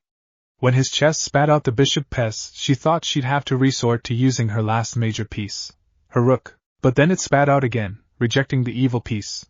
If it wasn't for Akino's suggestion to try the pawns, Rias might have let him down after that lengthy discussion. But then again, why? Forbidden Baylor view came from an evil god, right? The idea of time stopping was derived directly from Baylor, said Rias to Kiba. But it's not a vessel type of a sacred gear, unlike absorption line or divine dividing. It's a replica of the Celtic god's ability, not a container to imprison his soul. But then again, it could be something else entirely, Kiba completed. Yes, Rias nodded. Still, it took 4 pawns to contain Vitra's strength, and he's a great dragon king. Hayate also has 4 pawns inside him. What could possibly be in there? Another dragon king? Unlikely. Tiamat still ruled the Dragon Isles and Tannen was Surzek's queen. Midgard, Sormr and Fafnir were Loki's sons and still roaming about with the trickster god. Yulong had been Sun Wukong's traveling partner, and the chance of the Jade Dragon meeting his death was extremely low. Not many evil dragons for the good dragons to go around eating. Was it due to Hayate Issei's untapped strength? Rias didn't think so. At least from what he appeared to be, the boy was scrawny that he might as well be made of knees. He didn't carry much mana with him either. Demonic energy's equivalent for humans. He never practiced any form of martial arts, not a part of any physical-related club or any club for that matter, and he was far from a violent person and, despite his age, was not impulsive and relied on a firm logic before making his decision. Discredited by strangers as a pervert but adored by his close friends, and Rias now understood why. After a moment of thoughtful silence, Kiba spoke up again. I'm not saying this to question your decision, Bucho, but is this wise? He just seems so normal. Can he keep up with the things we're bound to do? I don't know, Rias admitted with a sigh. I'm not as sure.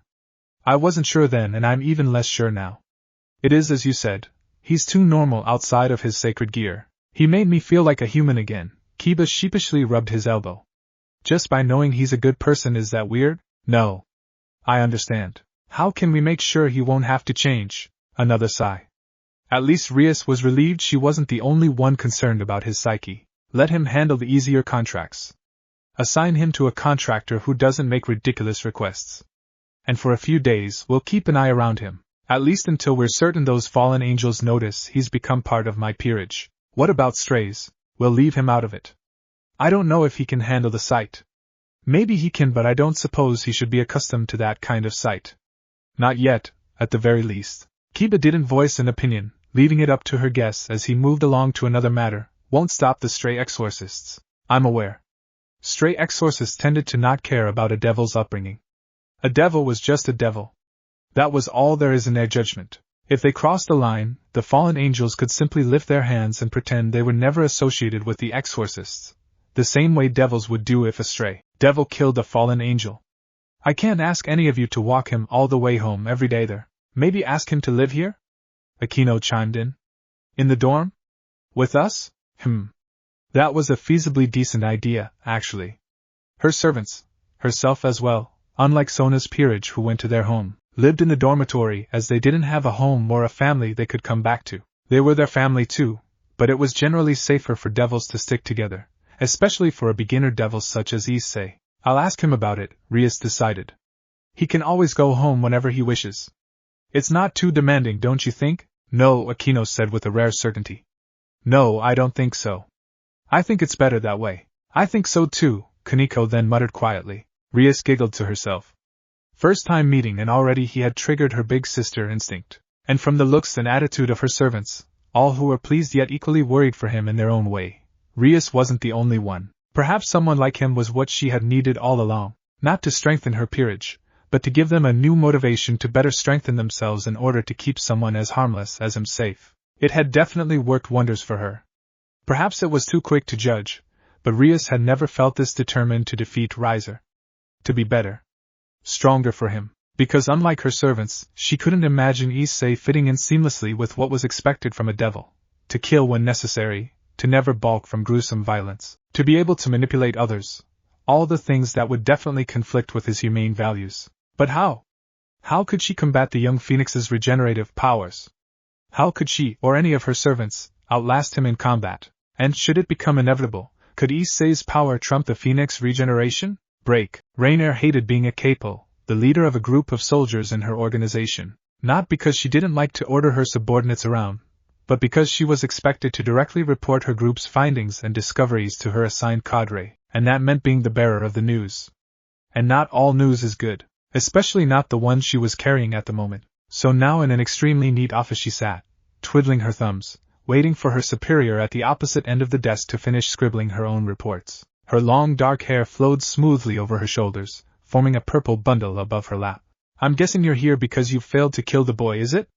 Without looking up, she spoke to her in a low, naturally menacing alto, several octaves higher than Cal Warner's voice, yet thrice as intimidating. Her superior was not, for a fact, an ordinary fallen angel, not in terms of combat prowess or her insanely fast agility and mobility, but because as opposed to most other fallen angels, this cadre was strict and dead serious, be it rain, or snow, or sunny. Rainer cleared her throat, failing to clear her anxiety and the pressure. It didn't help that she had to dress herself properly with a suit to abide by her superior's rule. He has learned how to use his sacred gear. He destroyed my light spear just by looking at it, Lady Penemue. Penemue finally settled down her pen next to her document.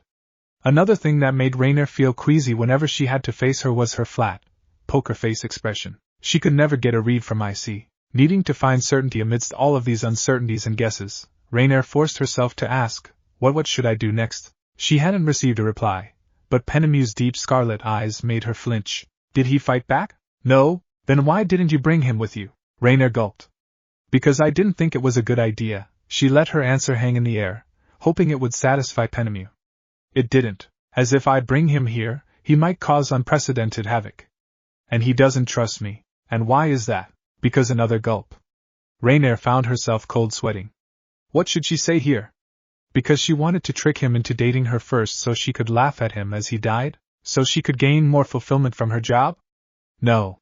Penemue didn't know what fun was even if it hit her in the face. Rainer might as well slit her own neck right now than to admit that. Therefore, she concluded it was better to throw the hot potato to somewhere that wasn't her hands. I was ordered to eliminate him. Her red eyes narrowed. You told him that? To save my wings, Lady Penemue. Is that so? And they tapered, and Rainer felt like a defenseless rabbit before a hawk. You consider your life more valuable than the safety of this world, Lord Almighty? Rainer would willingly convert into a Christian if that meant she could be somewhere else. Anywhere that wasn't in an earshot of this strict drillmaster's office. Do I need to remind you of our duties, Rainer? No, Lady Penemue, she replied stiffly. Then do it. I won't accept any excuses. Forgive me, but please at least hear me out, Lady Penemue. He can destroy me by looking. Then don't be seen, Penemue griped. You have soldiers under your command, don't you? Make use of them. Distract him. Strike him from all sides, that way he won't be able to keep up. Do I have to spell everything out for you? And no, Rainer nodded nervously, realizing her brashness had come to bite her in her ass. Good. You're dismissed. Rainer missed Kokobile already. He was a genocidal warmongering maniac, but the pale guy at least allowed her some wiggle room to breathe. Dude, you good? You look pale. Mom found your stash? You know I don't keep that sort of stuff around. Issei sighed, his words deflatingly, slightly exasperated. Not because his friend said that aloud for the other classmates to hear, but because of the implication that Issei would keep a physical porn magazine around inside his bedroom like an idiot during this day and age. Why bother with that when the internet existed? Issei was slumped over his desk, presently being surrounded by his two closest classmates, each sitting on someone else's seat with their chest flat against the chair's backrest. School hadn't started yet, but it would in several minutes. Jacked off till morning? Motohama said as he wiped his round glasses with a cloth. Despite the judgmental weird glances from the surrounding classmates, mostly girls, Issei's reply was flat. I'm not that horny. Bullshit. All guys are horny. That's why I said I'm not that horny, Baldy, Issei grunted at Matsuda. I just hate mornings, that's all. But you always hate mornings anyway, Motohama pointed out. I despise it more, Issei grumbled with an edgy character voice. Raspy, bit goblinish, and downright hilarious. He sounded like an anime character with white hair with an absurdly tragic backstory. My hatred burns like a raging fire. All right, Raiden, calm down, Matsuda would then say, this time with a smirk on his face as if he was trying not to laugh. Fucking Mr. Lightning Bolt over here. The bell rang and their goofing around and making fun of a character of certain game ended shortly after, yet Issei's torture had just begun. As are humans with their fragile ego and excessive materialism that revolves around reflexive, wasteful, or conspicuous overconsumption. Devils were not without their own set of weaknesses. Issei was informed of these once he woke up yesterday, and he experienced these side effects the very moment he took off from the old school building to get to his home. He had gone straight home as Rias said it was best for him to take a rest, along with Kiba as his company. This, of course, was an attempt to keep him under the Grigori's radar. First, the son became twice as stingy. Not stingy in the sense that it doesn't want to share, it shared plenty alright. Even when nobody wanted it. It was stingier in the sense that the UV light it emitted pricked his skin more. The evil pieces had molded his body along with the skin covering it, and because the sun was created by the biblical God, its sunlight was therefore hurtful for creatures of the night, which kinda hard to make sense of, because he knew moonlight was just reflected sunlight, and yet it didn't sting. What's up with that? Either way, he could never achieve that perfect summer tan because devils apparently couldn't get sunburned. Vampires do. In the most literal sense. He'd like to meet one. Secondly, he was forbidden to go near holy items like Bibles and holy water. Not even with a 10-foot pole. Nor should he pray to or refer to Jesus or the biblical God, Yahweh, unless he wanted to experience a light knock in his head, courtesy of heaven. Obviously he had to try it directly after Rias told him not to, and just as previously warned, he felt a tiny bite from inside his skull along with the other devils nearby as they groaned collectively, grimacing all together. What was the mechanism behind that pang of head pain? He had no idea. Miracles and shit. Weird magic-y stuff. Stuff he was still having a hard time wrapping his head around even without a headache. Thirdly, he should avoid holy people. They were inclined to exorcise him on sight, and or splash him with holy water. Although the church's exorcists tended to veer away from a territory highly disputed between the devils and Grigori, territories such as Ko Town, stray exorcists would, nevertheless flock to the Grigori like flies to rotting corpses. That was Rias' analogy, not his. Was that an analogy or an allegory? Or was it a metaphor? This is why he barely scraped by his Japanese. Nevertheless, keeping an eye out for these sanctified men or women in conspicuously weird white robes with crosses slung around their neck was a must. They possibly wore a rosary or two around their wrist, and should they revolve their entire character around being religious, then they might carry a Bible. Not that hard of a task. Ko Town was considerably rural where the folks believed more in their country's deities. And who wears robes and capes in this day and age? Weirdos and LARPers. That's who. Last but not least, baby making apparently would be an uphill battle. But as he had never died before he took in the evil pieces, Rias pointedly stated that as long as he stayed alive, which would be a highly preferable outcome compared to not living, the evil pieces residing in him could temporarily be taken away from his body, hence turning him back into a human. Doing so would make him significantly weaker, and even bettered it for a couple of days, however. But he could always readopt his evil pieces unless they had embedded themselves firmly in his soul, which would be the result of a singular death. So he could die twice now. Sounded nifty enough, but Issei wasn't planning on having children yet, or dying either way. Not before he was well off and his parents could live without having to struggle. And he didn't want children anytime soon. He felt he hadn't lived for himself enough. All in all, those setbacks seemed minor, aside from having an actual enemy that might want to wipe his ass from history. But Rias said he'd be protected by his seniors, much to his relief, compared to the merits of being a devil, as well as his own dislikes and likes. He didn't particularly feel disturbed from the drawbacks. He hated summer and heat, and he never liked hitting the beaches as there were too many people there.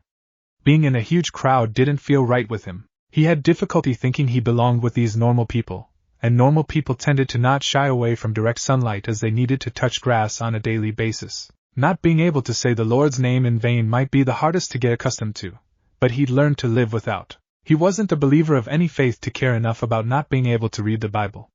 Could he read the verses from Google internet search engine though? Would they stung his eyes through a screen? But those weaknesses were covered by the fact that he'd get paid, handsomely, weekly as long as he did his devilly duties. With just a week of work, he could already send his parents flying to Bali.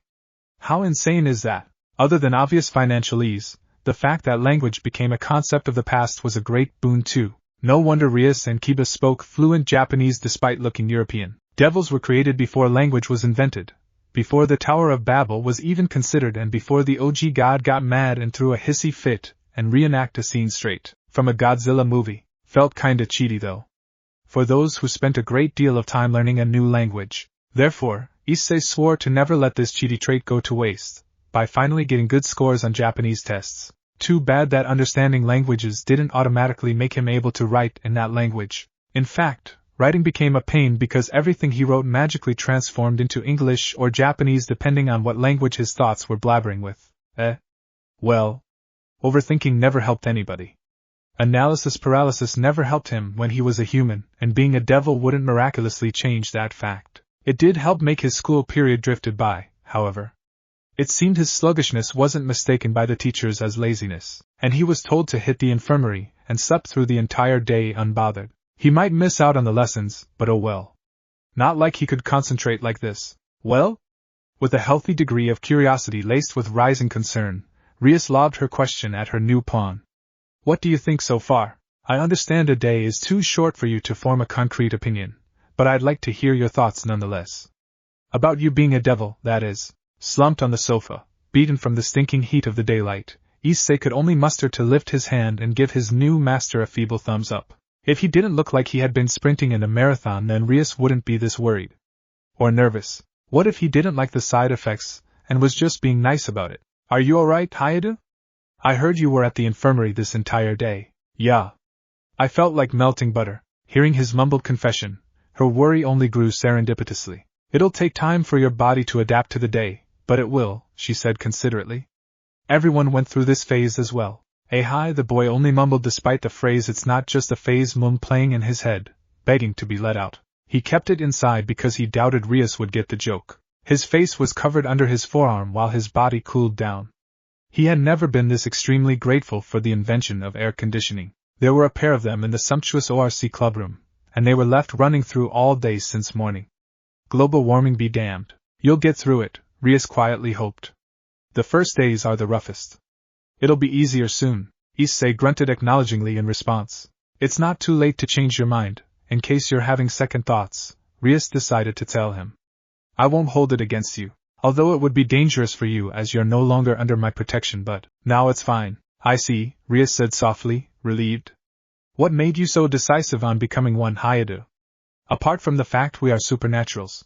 Well, I mean, I was sold when you told me how much I'd get paid, Issei answered as if it was an obvious answer. The sooner my parents get to stop working, the better, although my mom did say she wants to try out running her own mini restaurant. Sorta like a cafe, but without focusing too much on the coffee. She used to be a cook. What a dutiful and thoughtful son, Rias thought. His parents had raised him well to be as such. Can you cook as well, Hayadu? Nah, I can't cook for shiz, he laughed. Mom doesn't let me in the kitchen when she's cooking either, as it's her spot, and she gets nervous when someone's watching her cook. Your mother sounds lovely. She is, Issei did his usual head nodding, although he was still reclined on the sofa. Could cut off a bit from the Korean dramas though. She's basically an addict. School ended half an hour ago, but they were the only devils in the clubroom/base of operations. Not long ago, the rest of her servants had taken off to take care of their contractors via the teleportation magic circle located at the furthest side of her clubroom. She would have assigned him with the usual dumb labor for beginner reincarnated devils, handing out flyers, but since he was never trained in the arcane arts like Koneko and Akino, nor rigorously trained his body like Kiba, Rias figured he'd be allowed some days of leniency. Now that they were alone, she couldn't help but feel the niggling sting of an awkward mite. The topic she ordinarily discussed with her servants shifted depending on who she was talking to, but mostly they danced between future prospects, her betrothal issue, chess openings, and why Bacloud attack was underrated, or cakes and snacks. None of those seemed a viable conversation starter with her new pawn. She settled her papers over her desk, and pondered for a moment. She had no trouble associating herself with nobles at a ball or any social events her parents threw, but then again, Issei was a commoner and human. She doubted he'd be invested in talking about a devil house he'd never heard or met. Would he be interested in a discussion about tea? No, Rias recalled he wasn't much of a tea person. Lessons? No, that would be a poor choice. Issei wasn't academic as his below-average scores suggested. Droning about Japanese culture might bore him to death. Perhaps manga and anime? But Rias had never seen the cartoons nor read the comic books. She was more interested in the country's richness of its culture and its natural beauty. She'd like to book another trip to the Niba ski resort in the near future, though it would make more sense to hit the beach instead, or view the bubblegum mountains of Mount Yoshino. Should she ask him for tourist destinations? Would that be too bizarre of a topic to bring up suddenly? It was approaching the end of spring after all, and finals were in 2 weeks. But perhaps that would only distract him from his studies. Rias would hate herself if he failed his finals. He'd have to take the supplemental classes and miss out on the first days of his summer break. Seriously, what do ordinary humans talk about? And why is this silence more mentally taxing on her than when she was alone? 5 years in the world of humans and 3.5 years in Co-Academy, and only just now Rias realized her selection of topics was severely limited when it was her turn to start a conversation that didn't have any correlation to studies and her devil business. Are you okay, Senpa or Prez? HM? She flitted her head at him. He was still laying on the couch, but his head was looking over her. Oh, I'm fine, she supposed. Why did you ask? You look kinda troubled, he shrugged. Guess that's just me, never mind. Rias blushed a little. When did he start looking at her? It was nothing, she muttered. It was then something hit her. Have you informed your parents about staying here? Yep. Sensing a conversation coming up, Issei straightened himself and sat, scratching his back and then his sides. They gave me the okay. They have? That was fast. Goodness. Here I thought I might have to manipulate their memory. What an unsettling thing to say to those parents, kid, Issei dryly muttered, and Rias visibly blushed out of embarrassment, just then realizing how bizarre her statement was. But hell, you'd go that far? Well, of course, she stated firmly, proceeding to scowl as she continued, exorcists and fallen angels prey on recently converted devils like wolves in the night. Once confronted, they'll reason they mistook you as a stray, feigning innocence. He should be terrified or at least uneasy, but he felt none of those. They didn't even cross his mind as he instead asked, but why? HM? Why? Yeah, why? He echoed. Why do they do that? Is this sort of thing normal? Rias sighed mellowly. Hayadu, when people possess unnatural powers, more often than not they are always raring to use it. They'll find reasons to justify its usage. Sometimes they'll even fabricate the reason. They'll bend the truth if they can get away with it. It's a destructive kind of craving. When it gets bad enough, they'll forsake finding a reason and simply do it as they please. Most if not all of stray exorcists are exorcists who got drunk on power. No trip like a power trip, I guess, Issei muttered, looking conflicted. She smiled then. Power corrupts if you let it control you instead of controlling it. I don't think you should be concerned about it, however. Really? Why? He dumbly asked. You kept it controlled all this time and used it for good. The power you have is, well, dangerous, for one, she said warmly. She felt like she was praising her fledgling nephew for doing something good without being aware of it because of his innocence, like saying thank you without being told to because it was the right thing. He figured she was referring to the fact he cleaned up litter from the streets whenever he saw any and no one was there. But Issei felt no swelling of pride, but he did feel a bit embarrassed. As he entered his late teen years, compliments had been rare. Anyone would have done the same, he said, not really comfortable with being praised. It's nothing impressive, but it is, Rias simply stated. It is believed sacred gears grow according to its possessor's soul, your will and conscience, so to speak. Sometimes it reshapes you. There's no other way to say this, but only disaster awaits should it fall to the wrong hand. Has it ever happened? He couldn't help but ask. It's the only reason for the Grigori's constant vigilance. While I can't say I agree with their methods, personally I think it's better than the angels who only sit and watch and take action until it's far too late. But strictly on that account, Issei had a difficult time digesting Rias' not exactly casual choice of words, but his smooth brain managed to break down some of it for him to swallow the point she was getting across. Fallen angels are bad but not evil. He just wished nobody would get into trouble with anyone, and just live their own daily lives. Exciting as it might be, Issei learned these supernatural beings weren't one to shy away from violent confrontation. Mistaking his sudden pensive silence as him worrying over the fallen angels, Rias decided to return the conversation topic back about him. Don't worry about them, the she-devil said calmingly. They put the importance of their so-called missions above all else, but they won't risk a war and harm a reincarnated devil. Especially mine. Me and my servants will keep watch of you until your wings are strong enough to fly on your own. Whoa, how motherly! Her maternal display completely blindsided him as Issei gasped silently from surprise. I wasn't worrying about them though, just letting you know, senpai. I mean, Bucho. Prez. Issei blinked owlishly. Weird how his brain could switch thinking between languages like this. Sooner or later he'd be unironically using the word Gomenasori and Yamada coulda stop. Rias laughed softly. Her titter was unlike Akino, Issei thought. Hers was softer. More mature and less sensual. Very royal. Why? Then again, she is a devil noble, daughter of a duke, if he remembered his crash course correctly. What are you worried about then, if I may know? HM? Issei furrowed his brown brows, creasing the spot in between. I dunno. Just a general kind of worry, I guess. Like what? Oh, I mean, since there's all this powers and sacred gears lying about, I'm guessing there's a reason why they're around, right? Rias didn't quite follow. What do you mean? I mean, I'm no rocket scientist, but is it wrong if I assume some use it to fight and kill?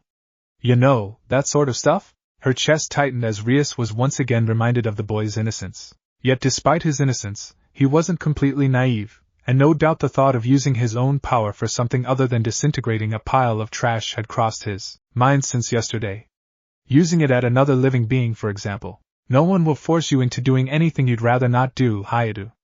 I can assure you that. Huh? Oh. Well, thanks, but that wasn't what I meant. Oh. Rias had never felt this painfully embarrassed.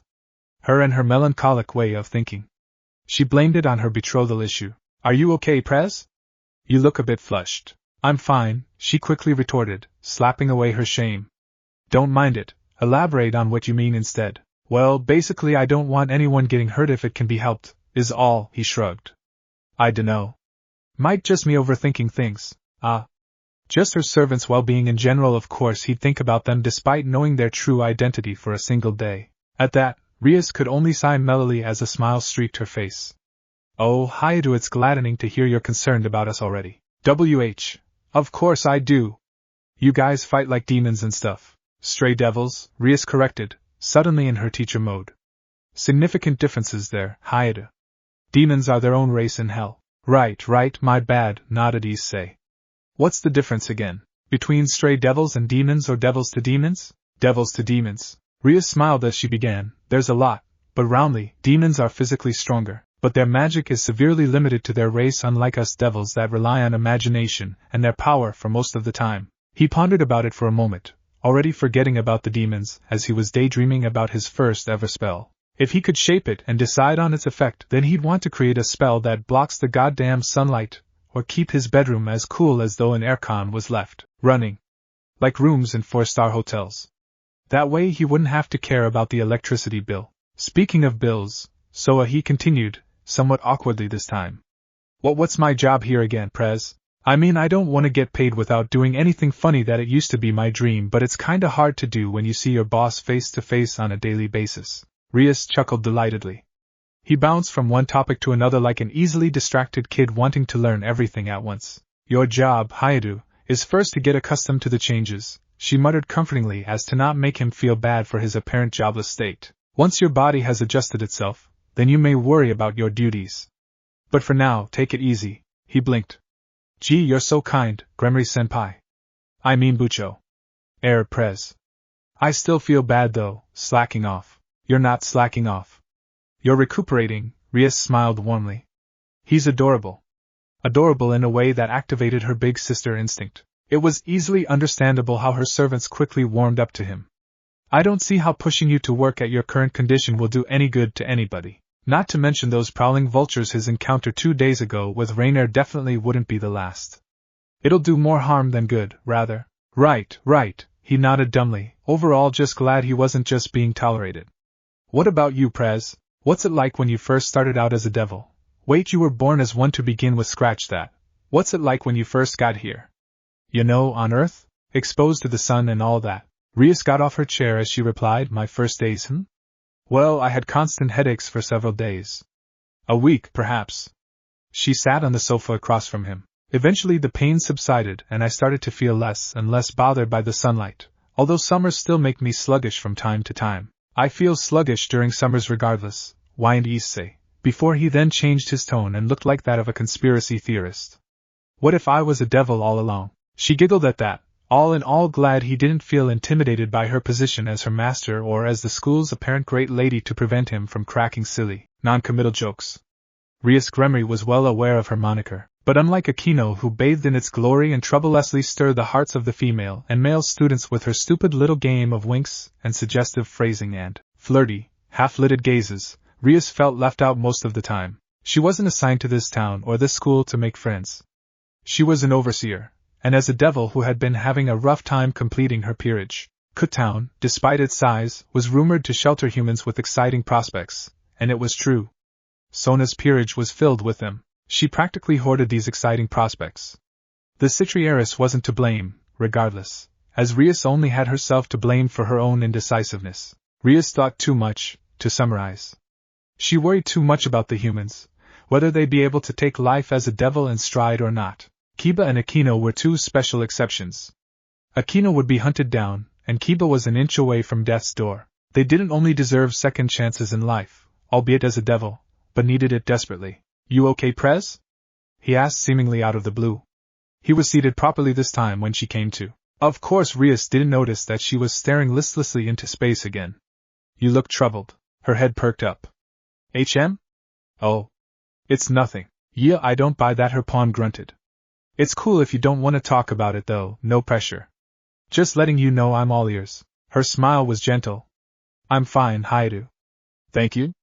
I appreciate your concern, and while I'd can't say I'm not curious, but he cut his sentence abruptly with a shrug. She literally only knew him for a day, so it made sense that she was still reserved. Anyway, how do you like it here, Prez? Was Japan your first Earth country? Italy was the first country I visited, Rias promptly recalled. It's where I happened to meet Kiba. Oh? The guy's Italian? He asked as he made that hand gesture. She smiled again. He is. He bunched up his brows. But his name's Japanese? Yuto, right? It's a name he chose to adopt, Rias answered somewhat melancholically. Formerly his name was Isaiah or Isaiah. That didn't sound Italian, was the first thought that crossed his occasionally empty mind, but Issei kept it in there. He nodded thoughtfully, thinking the name change was some kind of a symbol where the blondie left his former life, some symbolic, meaningful thing like that. Thinking about it over, Kiba started to look more and more like an anime protagonist. Depressing backstory? Check. Handsome? Check. Good nature? Check. Popular with the girls? Check. Formerly a human, now a devil? Check. I don't feel comfortable talking about his personal history without him knowing, Haidu. But if you would like to know more, I'd appreciate it if you ask him directly instead. Sure, he nodded several times again, saving the topic for when he had the chance to ask the knight. So why Italy, HM? I mean, why pick Italy? Is it the food or I dunno, the climate? Or you were assigned there by the devil overlords or things like that? Oh no, it was a vacation, Rias chuckled, not realizing she had been unwinding as she chatted to him that wasn't related to her job or engagement. Italy, or Mediterranean countries in general as well, not an advisable spot for devils to roam around. Our influence is the lowest in those countries. Really? Why? Asked Issei dumbly. Because, oh right, Christians, he then realized, unintentionally cutting off her answer, but Rias simply nodded. Yes. Christians. But you went there anyway? My brother is a respected figure, she said without the intent to gloat. He had gone there to attend a meeting with Heaven's representatives, regarding what I'm not authorized to know. Man, that sounds awesome, mused Issei. Already odd, I guess in my case that'd be like having a brother that rules a biker gang. Or is a yakuza. No one's gonna want to mess with you. At that, Rias smiled wryly, which he missed as he was drowning in his boyish fantasy. I suppose you can put it like that. So when did you move in here? Nippon Land, I mean, Rias hummed. 3 years ago, give or take. A year before this academy became co-ed. Sona and I were assigned to be this town's overseer to replace our predecessor. Oh? Did something happen to them? Did they retire? In one way or another, Rias smiled bitterly. Truth be told, she had been digging around for the truth behind Cleria Belial's death. It didn't seem likely for the renowned exorcist to suddenly gone berserk and murder her, and then took his own life out of the blue. Oblivious to the overseer's history, Issei returned to his earlier question, do you like it here, HM? Yes. Yes, I do. Her smile warmed this time. The climate is gentle. It's neither cold nor warm during winter or summer. The typhoons can be troubling at times, however, and other natural disasters. I know, right? We're pretty far from the sea, but it still could get real nasty. Not much things to do here though, Issei prattled on as he stretched his hands, popping his bones. There's only one mall, no beaches, no pretty sakura blooming during spring, and the festivals aren't really festive, ironically enough. Truly? You find it so? Yeah. I've been here since I was born, actually. Rias could sympathize, and capitalize on that new information. Would you like to travel sometime, Haida? His eyes immediately lit up. Boy, do I? I never could. No money and my parents are kinda overprotective. You do, HM? She giggled again, for what seemed to be the 16th time since the past hour. Well, this week, or the next I can organize a getaway, so to speak, at my house's vacation house. Your house have a vacation house? Oh my god, how rich are you? No, by house I meant my family, the Gremory. It's a clan name. Oh, Issei calmed down, but his excitement rebounded up again as he realized what this meant. Are we going on a club trip? In hell? Well, it's not a trip per se. I'd expect some exercises to be done, and to show you a glimpse of the current state of hell, as well as teach you how to. Issei was too excited with his daydreaming to be bothered by having to work out. Are we gonna swim in lava? Rias had to blink as she processed his insane idea of training before she eventually spoke. No, Haidu. That kills people. Oh, although the method isn't unheard of. It builds resilience to immense heat, and although sometimes an imminent death triggers a certain hidden power to surge in certain individuals, it's not a method I'd prefer. Seriously? You do those? I was only joking. And then he shrugged. Well, half joking. Didn't think that's possible. Rias couldn't stop herself from smiling. Nothing is truly impossible on this side of the world, Haidu. A devil, one of our great Satan, has found a way to create a star and with it create a day and night cycle. His eyes widened. His mind was blown. If it already was by his discovery of these supernatural entities residing in the same earth, and having their own earth, then those tiny pieces had exploded again into tinier bits. Break. Issei walked shiftily as he readjusted his pants. His balls got wrapped around his shorts like some skin anaconda. Yesterday, he had spent most of his uptime lounging or sleeping or somewhere in between. Lazing around not doing a single thing was nice and all, but he felt bad to his hard-working senior devils who, according to Rias, returned back to base at 9 and oftentimes 10 in the dark. Although they didn't have to work that late every day, or work every day to maintain their contracts for that matter, he felt like a slob. Therefore, he had asked Rias to give him something to do, and that thing to do was spread flyers around. He was given a stack of 200, all resting inside his sling bag. Seemed he'd be spending most of his evening out on the streets instead of tucked cozily in his bedroom, playing games or watching movies, or watching online people play video games. But since Issei had always been a night owl, not to mention his recurring sleeping problems, feeling more invigorated during the night was the best thing he had since sliced bread. He didn't like bread that much, but it was how the saying goes, and he wasn't a literary genius to start changing idioms. Despite having those slick-looking wings, he was instructed to do it by walking or cycling his way around the town. He could ride a bike with no problem, but Issei just liked walking. It might take a longer time, sure, yet he figured it'd be more convenient than having to stop cycling every 10 meters. And besides, he didn't know how to fly yet. The wings felt icky and gross whenever those bat-like appendages unfurled out his back or when they folded. Where these things were stored he had no clue. Issei got used to it, after a few repetitions. Flying didn't come naturally, sadly. At least fly maneuverably, and not just jump high and fall, because the first time he flapped his wings, he slammed his head against the ceiling of his clubroom, knocking himself out cold and nearly ruining the occult research clubroom lamp. That aside, it'd be additional work for the devils if he got spotted flying by a civilian. At this information age, rumors travel quicker than a plague, and Ko Town was pretty small for a town, and their social media's PR was always on the lookout for juicy rumors or urban legends to increase the town's appeal. Speaking of urban legends, as he jammed in another into an unsuspecting mailbox, Issei quietly wondered if they existed too. Yokais. Yokai or yokais? Well, anyway, he wondered if these Japanese spirits exist or they were purely urban legends. If they did, then could he meet them? Or see them? Talk to them even? Provided they wouldn't want to immediately chop his head off? He wondered if there was a job where you interview these supernatural species. Provide deeper insight than blindly trusting rumors and assumptions made by people. But then again, weren't they made by people technically? Actually, in that regard, weren't gods made by humans?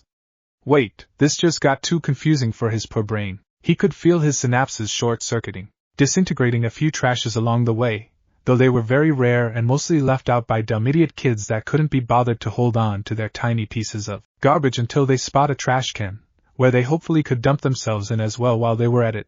Issei glanced listlessly into the night skies. Clouds? Lots of them. Might be raining soon. He didn't know much about devils and probably should have asked if they had built-in resistance to common cold, but he wasn't going to risk it. Picking up the pace, he changed his walking pace into a jogging pace, dumping in the plain-looking flyers.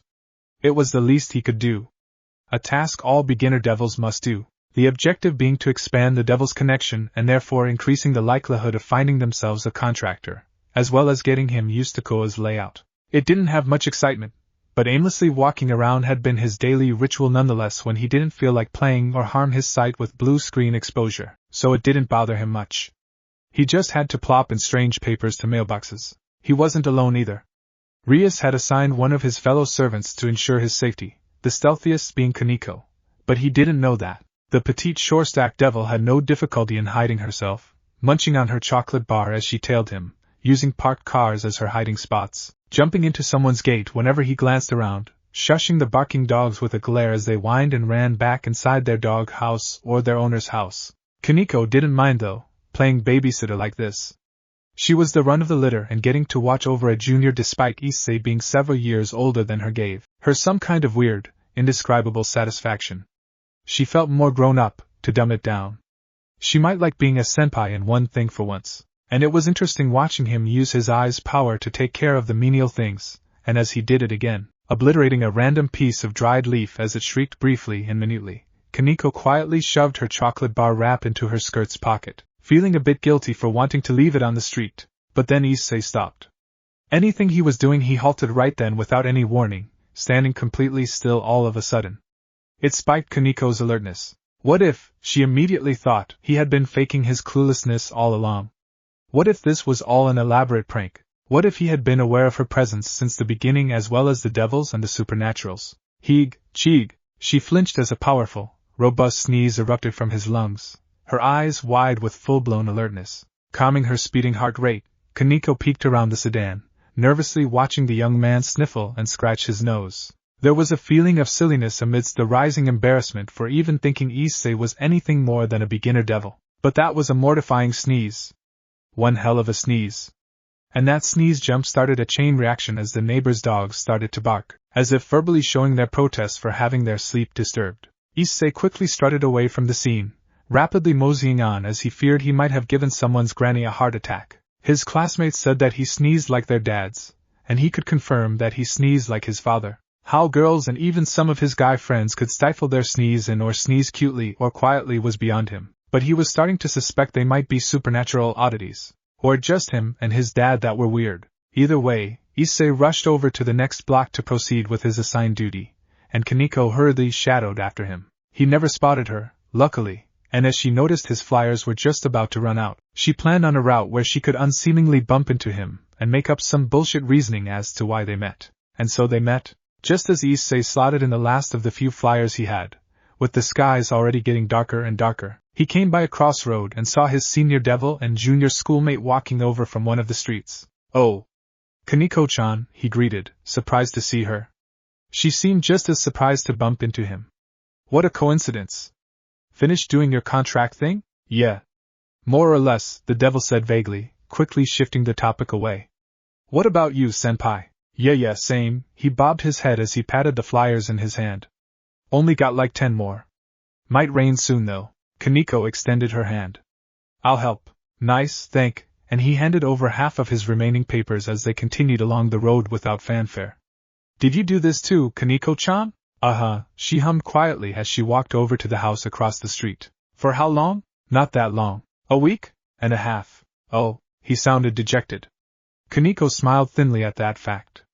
Not to revel in his suffering, but because she was amused by how suddenly dispirited he was. It reminded her of her rookie devil days. "It's to get used to the town's layout," she added whilst shoving another paper into a mailbox.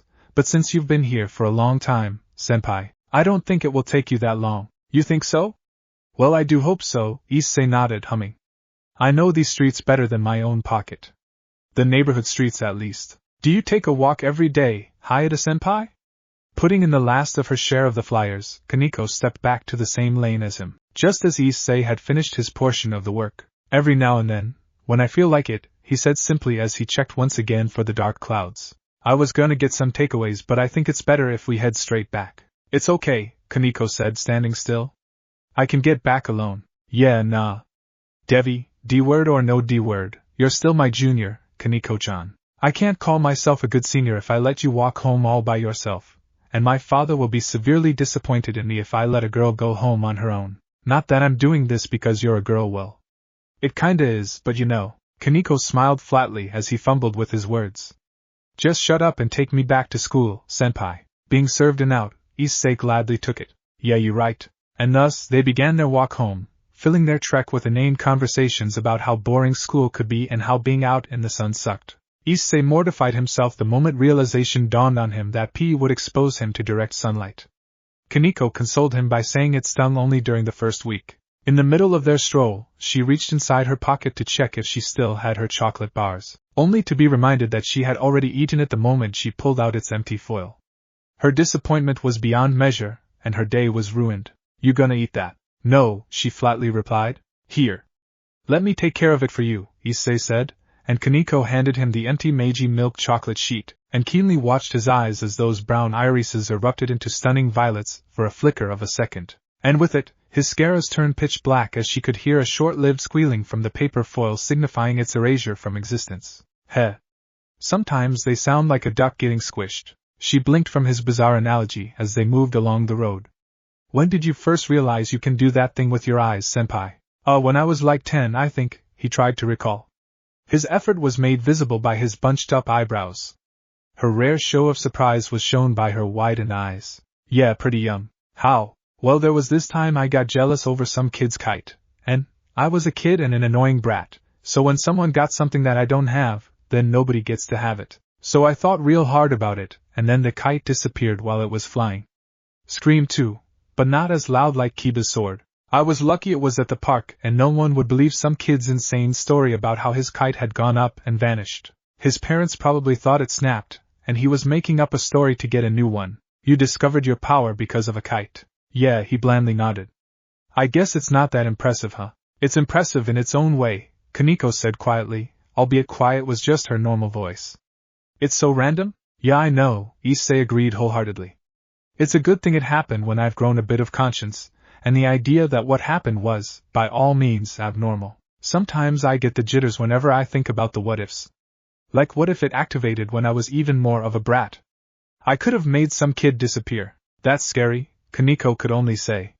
Are you scared of your own power, senpai? Hell, I'm scared it might hurt someone accidentally, he answered readily. In truth, Issei had been dying to share the emotional baggage he had to carry to anyone. I see, Koneko muttered. Quieter this time. Her elder sister's visage immediately entered her mind, and the screams among the sparks of that laboratory replayed itself like a broken record. She noticed she was breathing a little bit faster, and didn't have any snacks to nibble on to distract her thoughts, and Koneko feared she might be in the middle of a nervous breakdown without any of her seniors present. She shouldn't have brought this up. She shouldn't have asked him. She should have stayed quiet, and all of this would be avoided. Kuroka shouldn't have killed those people. These fears shouldn't exist. Her powers shouldn't exist. But he then went on, not realizing Koneko had been clutching her fists even as she continued to follow him. Now at least I can use it to help you guys. Dunno how. Maybe take out the garbage or something. Maybe there's a contractor with a garbage problem. Hoarders exist, right? Well, anyway, I'm glad you people came to me, knowing there are other people like me and I'm not completely alone, and all this helps to ease that kind of fear, you know. That put her at ease as well. What if even if you're aware of all that, you're still afraid to use it, senpai? Well, I guess it depends if it's needed or not. So far in my life, I've never had a moment where my life depended on making something go poof in an instant. Aren't you scared you might lose control? Yeah, Issei sighed, folding his hands as he mulled over this again. Not rarely did this exact pondering sauntered inside his mind like a thief in the night. But at the same time, not using it seems like a waste, so I guess I trained myself to control my emotions better? You know, calm down and count 1, 2, 3 deep breaths, that kind of pointers whenever you're getting mad. Your emotions? Yeah, he bobbed his head twice like a parakeet. I don't know if I can or want to handle the guilt of accidentally beaming down someone permanently over something as impermanent as anger. Koneko glanced up at her Devil Jr. with a newfound sense of admiration and respect, and a little bit of sympathy. 8 years he had spent by himself not knowing of their existence. He must have felt lonely often. You're surprisingly mature, Hayata-senpai, she finally said. Issei grinned at her light jab. Always one for inconsequential banters, this young man, and he wasn't afraid to bounce it back with his own as he uttered. And you're remarkably short, Koneko-chan. At first, Koneko was surprised that he'd return her jibe. Shocked, even, as almost nobody had ever made fun of her height, as everyone perceived it as her cutest trait. But she found herself giggling to herself, and then with him, as Koneko realized why her master had been rightly concerned about him. Hayata Issei was a good person. The walk back was, to summarize, uneventful. The two picked up their pace at the first sound of a rolling thunder, not needing to have their night ruined by sudden rain. During their jog that eventually turned into a dash, Issei realized that he didn't get tired as quickly. His leg muscles still burned by the time they arrived at the school gate, and while he could tell Koneko was taking it easy so he wouldn't be left in the dust, Issei didn't doubt his increased stamina was all thanks to his devil body. Odd to think a couple of weird chess pieces could do all these things, but then again, his eyes weren't exactly normal. The pitter-patter of the rain had also picked up its pace. They rushed in the silent and dark main school building, quickly running out to the field and making a break for the old school building as the rain grew and grew in intensity. Run faster, senpai. I'm trying, Issei growled, much to the small girl's amusement. God damn it, this is why you should have exercised routinely, you lazy bastard. Now's the time as ever, he then thought to himself as he spread his wings, and propelled himself with a single flutter of his brand new bat-like pinions. OH! He screamed as he launched himself above the old school building, overshooting several meters above the roof. In my defense, I didn't know I'd go that far. While her servants chuckled or laughed quietly, for Kaneko's case, grinned with satisfaction, from her pawn's poor defense and poor judgment, Rias could only squeeze the bridge of her nose as she let out a sigh. Whatever shall I do with you, Hayato? What if you have gotten hurt worse than this? She was referring to the mid-fresh tiny bump on his forehead with a pack of ice pressed against it. A scientifically explainable result for smashing headfirst into a tree. Well, guess I'd need more ice. Even Rias couldn't make herself stay mad after hearing his quip. He was alright, all things considered it was all that mattered. She didn't want to ruin the rare, lively mood either. Not rarely did her servants get to loosen themselves this much. Making light of things by cracking jokes wasn't exactly her forte. Not Akino's either. Her jokes were too vulgar, to say the least. Just be careful next time. We'll teach you how to fly, Hayato. Just be patient and try not to get yourself hurt again. Twice now you've gotten injured.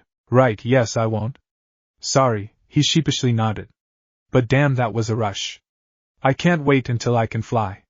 My head can't wait either. It sure can't. Rias shook her head again. I've contacted your parents already, Hayato. I've let them know you will be spending the night here and gotten their approval. You have? Sweet, he grinned. This did mean he couldn't change his underwear or shirt. Yuto has bought some clothes for you to change into.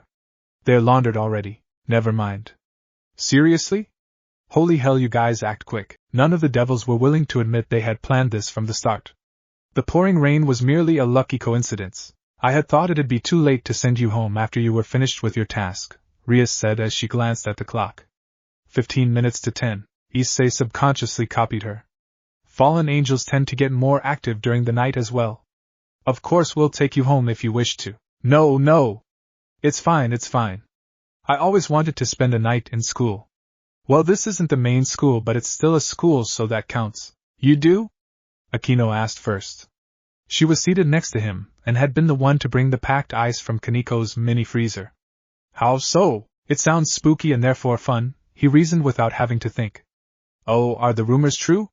That this building has ghosts walking around? That's likely Kaneko-chan sneaking around for her late-night snacks, Kiba laughed softly, whereas Koneko immediately snapped her head over to Rias to check her reaction. It seemed she had known all along. It counts still, when you think about it, tittered Akino. Koneko-chan? I guess, Koneko shrugged, pouting a bit. One day she'd reveal her true self to the new junior. But that day was not likely to be this date. Do you like horror stuff, Issei-kun? Asked the blonde knight out of curiosity. Kiba was presently lounging across the opposite couch, his school uniform a bit wet from the drizzle during his trip to the convenience store. I'm still trying to find something that freaks me out, to be honest, said the rookie devil, much to everyone's mild surprise. I dunno. I just can't get scared. I get the tension, but I've never been properly creeped out since I was a kid, probably. How nice, the girl with the ridiculously long ponytail smiled and clasped her hands, as her purple eyes strayed over to Rias. You and Bucho will be an excellent match. Really? You into horror too, Prez Bucho? He furrowed his brows. That didn't sound right.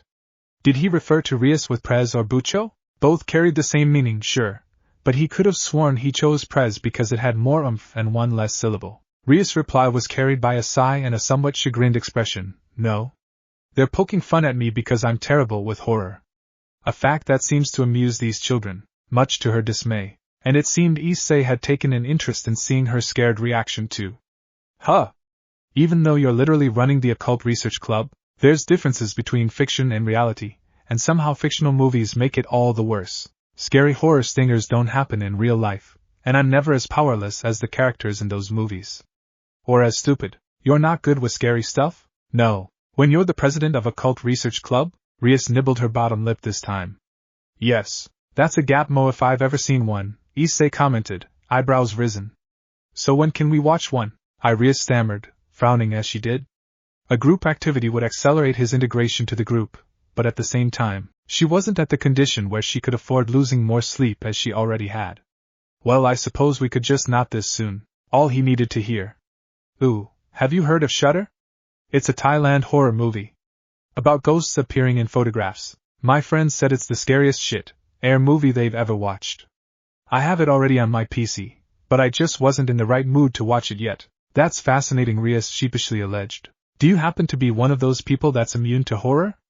Akino followed with growing interest. Any chance to bully the school's revered lady was a chance too precious to let slip by. A skewed sense of satisfaction filled her chest as she witnessed Ria's souring demeanor due to her prolonging this topic. Issei tilted his head slightly. I guess so. I've poked around abandoned buildings out of curiosity. That's trespassing, you know. And evil spirits do exist, Issei-kun. They don't like trespassers very much, especially when someone's being disrespectful, Akino thoughtfully warned. They often feed on people's fear, but Issei didn't flail or look remotely concerned. Where can I see one? The devils glanced at each other. Eventually, Kiba was the one to ask, why? I want to ask them stuff. Akino couldn't help but smile. The more she learned about him, the cuter he appeared in her eyes. What kind of stuff? Well, I dunno. Whatever pops in my head first, I'm assuming. Maybe why they haven't passed on or that sort of thing. What's holding them back and such? Sorry to ruin your curiosity, but there's nothing holding evil spirits back. Not even the place of their demise, explained Rias. Most if not in all cases, they linger in one place because it is their hunting ground, not because they are bound to it. His eyes widened. That is an expert thing to say. Have you guys gone ghost busting? I used to, Akino hummed, to the surprise of her fellow devils. As were most of Ria's servants, each of them had a bitter past they preferred to remain buried. Well, until I became a devil, of course, as then I've forsaken the blessings of the gods. Shinto gods, I should add. His eyes only widened further. You were blessed by a god. Everyone in the 5 principal clans does. My clan is known for its age-old mystic arts and its fanaticism to tradition, unfortunately, Akino went on, adding more to the surprise for both the rookie and the experienced devils. There was a sad smile on her face that Issei failed to notice due to his excitement. But that's a history lesson I'll save for another rainy day, Issei-kun. So you're like a Miko? A priestess? Was and still am. Woe came his response. Man, you guys sound like you all had an exciting life. Prez is a bona fide devil. Akino-senpai kicks evil spirits' butts. Kiba has cool swords and knows how to swing them. And Kaneko-chan, well, I'm sure Kaneko-chan has a way more flowery life than what I got so far. I must be so dull to you guys. I've never done anything. My life is probably like stale bread. You don't want to trade yours for any of our life, Hayata-san, Kiba said with a sheepish laughter, attempting to lift Issei's downbeat mood. But instead, the night had successfully made the air around them more somber. Each of them seemed as if the past had slapped them across their face, and once again Rias felt helpless whenever their past haunted them. Paired with the downpour, the gloominess only became all the more noticeable, almost inviting. Well, I guess mine isn't so bad, all things considered, even if it is a bit dull, but Issei moved on without fanfare, oblivious to the darkening mood as he was too busy imagining what he'd do if he bumped into one of those absurdly tall yokai women. One that looked like Madame Drymitrulescu, or something. That big vampire lady in Resident Evil. He'd imagine asking how much she weighs would not be a wise question to ask. Either way, it's getting late, Rias announced. I suggest you take an early rest, Hayatu. I don't want you to feel sluggish in the morning since you didn't get enough sleep. Ah, good point. The dread on his face was apparent. It lifted the devil's mood somewhat. As if I need more reason to hate mornings. He was not alone on that, as Kaneko whinfully followed with a disgruntled, tell me about it. Break. Bad news, the devils had their hands on him. Saw him earlier tonight, and he's no longer human. Bad news. Rainier hated bad news. Who would even like bad news? And like she had done to every bad news delivered by her henchman who happened to be a man in a suit and tacky fedora, her response was as simple as it could get. Fuck. You should have offed him instead of toying with him. Another voice niggled her patience. Middled, the blonde brat in gothic Lolita dress, was only a few years younger than her but looked and sounded like she should be in school. Now what do we do? His weird eyes are a cataclysmic threat, and no way Penemu will let him off. And? What then? You want to piss off the devils? I'm not messing with the Satan's little sibling. Calawarner followed through, currently sitting above a broken pew with her arms crossed under her sizable bust. So you'll disobey Lady Penemu's orders? The blue-haired fallen angel went mute after Donasik's words. I miss Kokobile, Middled sighed melancholically. He's nuts, but at least he doesn't give a shit about this kind of thing. Maybe I should file a request to be relocated. Her face buried in her hands, Raina let out a drearier sigh. He'd kill that boy on his own, if anything. That'll tick off the devils and kickstart the war. 2 birds, 1 stone. Middled grunted and grimaced at the reminder of their former cadre's obsession. Ugh, everything was great when he was in charge. He's a psycho, sure, but we got paid for lazing around. Save the reminiscence for another time when our plate's empty, Calawarner scoffed. Her sharp eyes seemingly permanently stuck in a glower, making her look infuriated all the time, which wouldn't be entirely wrong. She had 2 moods, annoyed and angry. You should have killed him when you had the chance, Rainier. Oh, shut your yap, Rainier griped. You could have feigned ignorance, and murdered him instead of scampering off yourself. The only man in their small group frowned. Donasik was a fallen angel with an impressively built body and stature, but sadly he was as courageous as a raccoon. The mere notion of that boy's ridiculous disintegrating gaze could have made the man sweat blood. I can say the exact words to you, the audacity of, so I messed up, Rainier exasperatedly said, looking daggers. What do you want me to do about it? Invent a time machine? Donasik raised his hands up with open palms. I'm pointing out I'm not the only one to blame. Maybe I should bisect you to see if you have any guts, spat the appointed leader of the flock. Point fingers all you want. We need solutions. If you don't have any, then keep your mouth shut, or I'll sew it shut. You should just tell her as is, Middleton said with a bit of hope in her voice and expression. Have her reconsider. We fetched her that holy maiden, didn't we? Flew her all the way here from Italy. That counts for something, right? It's Penemu, Rainier said flatly. She'll just say that's part of our job. It's what we're expected to do, Middle sulked, but nonetheless attempted to find that hard-to-see ray of light at the end of the tunnel. Rainier, on the other hand, was starting to think there was never an end to this particular tunnel because it had caved in, and now she was stuck with these 3 stooges of hers. Well, that's a given, but it'll buy some time at least. You know, delay the inevitable. If she wants to get rid of that boy, then sure, go ahead, but I'll be in another country. Preferably one where no devil is a Satan's relative. True. The fallen angels in Ko-Town were basically fishes inside a ridiculously small pond gasping for air. Yes, the devils didn't have an absolute authority over the town, but having not just 1, but 2 Satan's little sisters were practically a giant fuck you to the fallen angels. As if that wasn't bad enough, Satan Lucifer and Leviathan's reputation as doting older siblings meant that touching a single string of their little sister's hair would end in a death warrant. Turn in your resignation letter if you're so scared of meeting her, Calawarner said harshly. Being unhelpful. As usual, brash, but at the very least this brute of a woman could stand her ground and wouldn't turn away and run when it counts. But Rainier could use more brain than brawn at this moment. Are you stupid?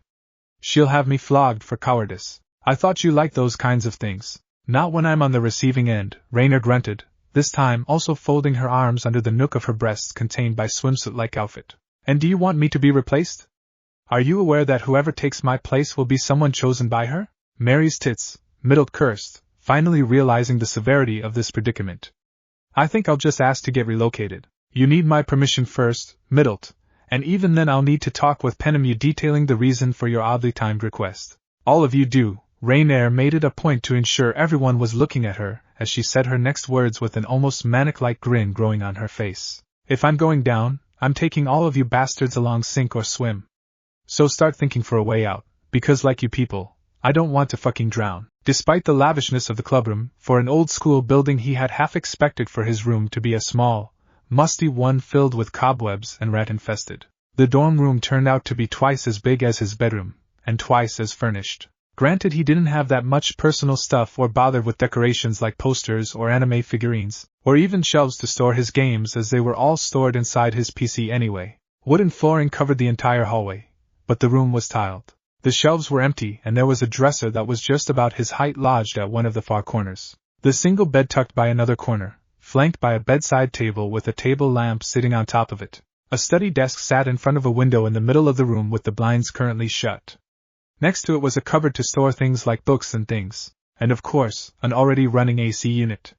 Sorry, Earth, but this boy had tasted and further appreciated the comfort of air conditioning, and he wasn't planning to stop using it anytime soon. It was a rather standard room. At least from his own assumption and imagination. It would be nicer if he could sleep and keep to his words, but whatever part of his brain that was controlling when to sleep had told him fuck you and to hell with your dreams. That, and he was still too enthusiastic to simply tuck in for the day. He genuinely expected something close to when he had a sleepover at Matsuda's place, play games and watch anime or movies until dawn, and regret it the following day. But no, the devils had another plan in their mind, and that was to be responsible and remain in their room, potentially sleeping, as they all need to wake up early for school, and conserve their energy as they each had their duties during the evening, as if he needed more reason to feel like a kid. In his defense, he never experienced the dormitory life, but there was no school on Saturdays. On all counts that should warrant a whole day of staying in bed. Like most of his equally asocial peers, Hayate Issei preferred to spend his weekends indoors.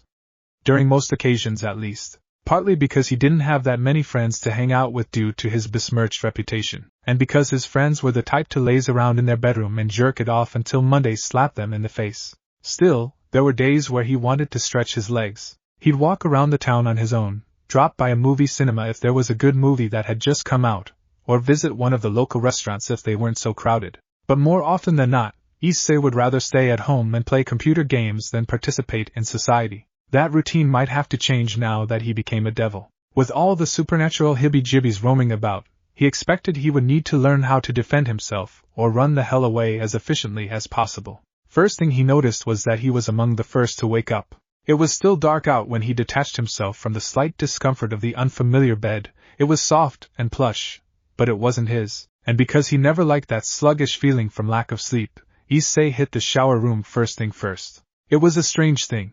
Often he slept for mere 4 hours, yet he could stay awake the entire day without feeling drained. Perhaps his body had acclimatized itself with his torrid sleep schedule and deficiency that not enough became just enough. The last few days had been exempted from the equation as those nights were sleepless because he just discovered a fuck ton of new stuff. Not sure if he should be proud of it.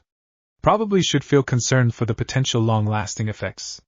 But for the moment, he couldn't care. He'd rather let his future self deal with those problems should they arise, because he's an idiot with short vision currently pacing aimlessly down the hallway of an old-school building mostly made out of wood. He couldn't help wondering if he had made the right call.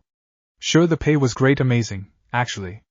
It went way above his monthly stipend. He didn't even think any ordinary high schooler should be paid with that much money.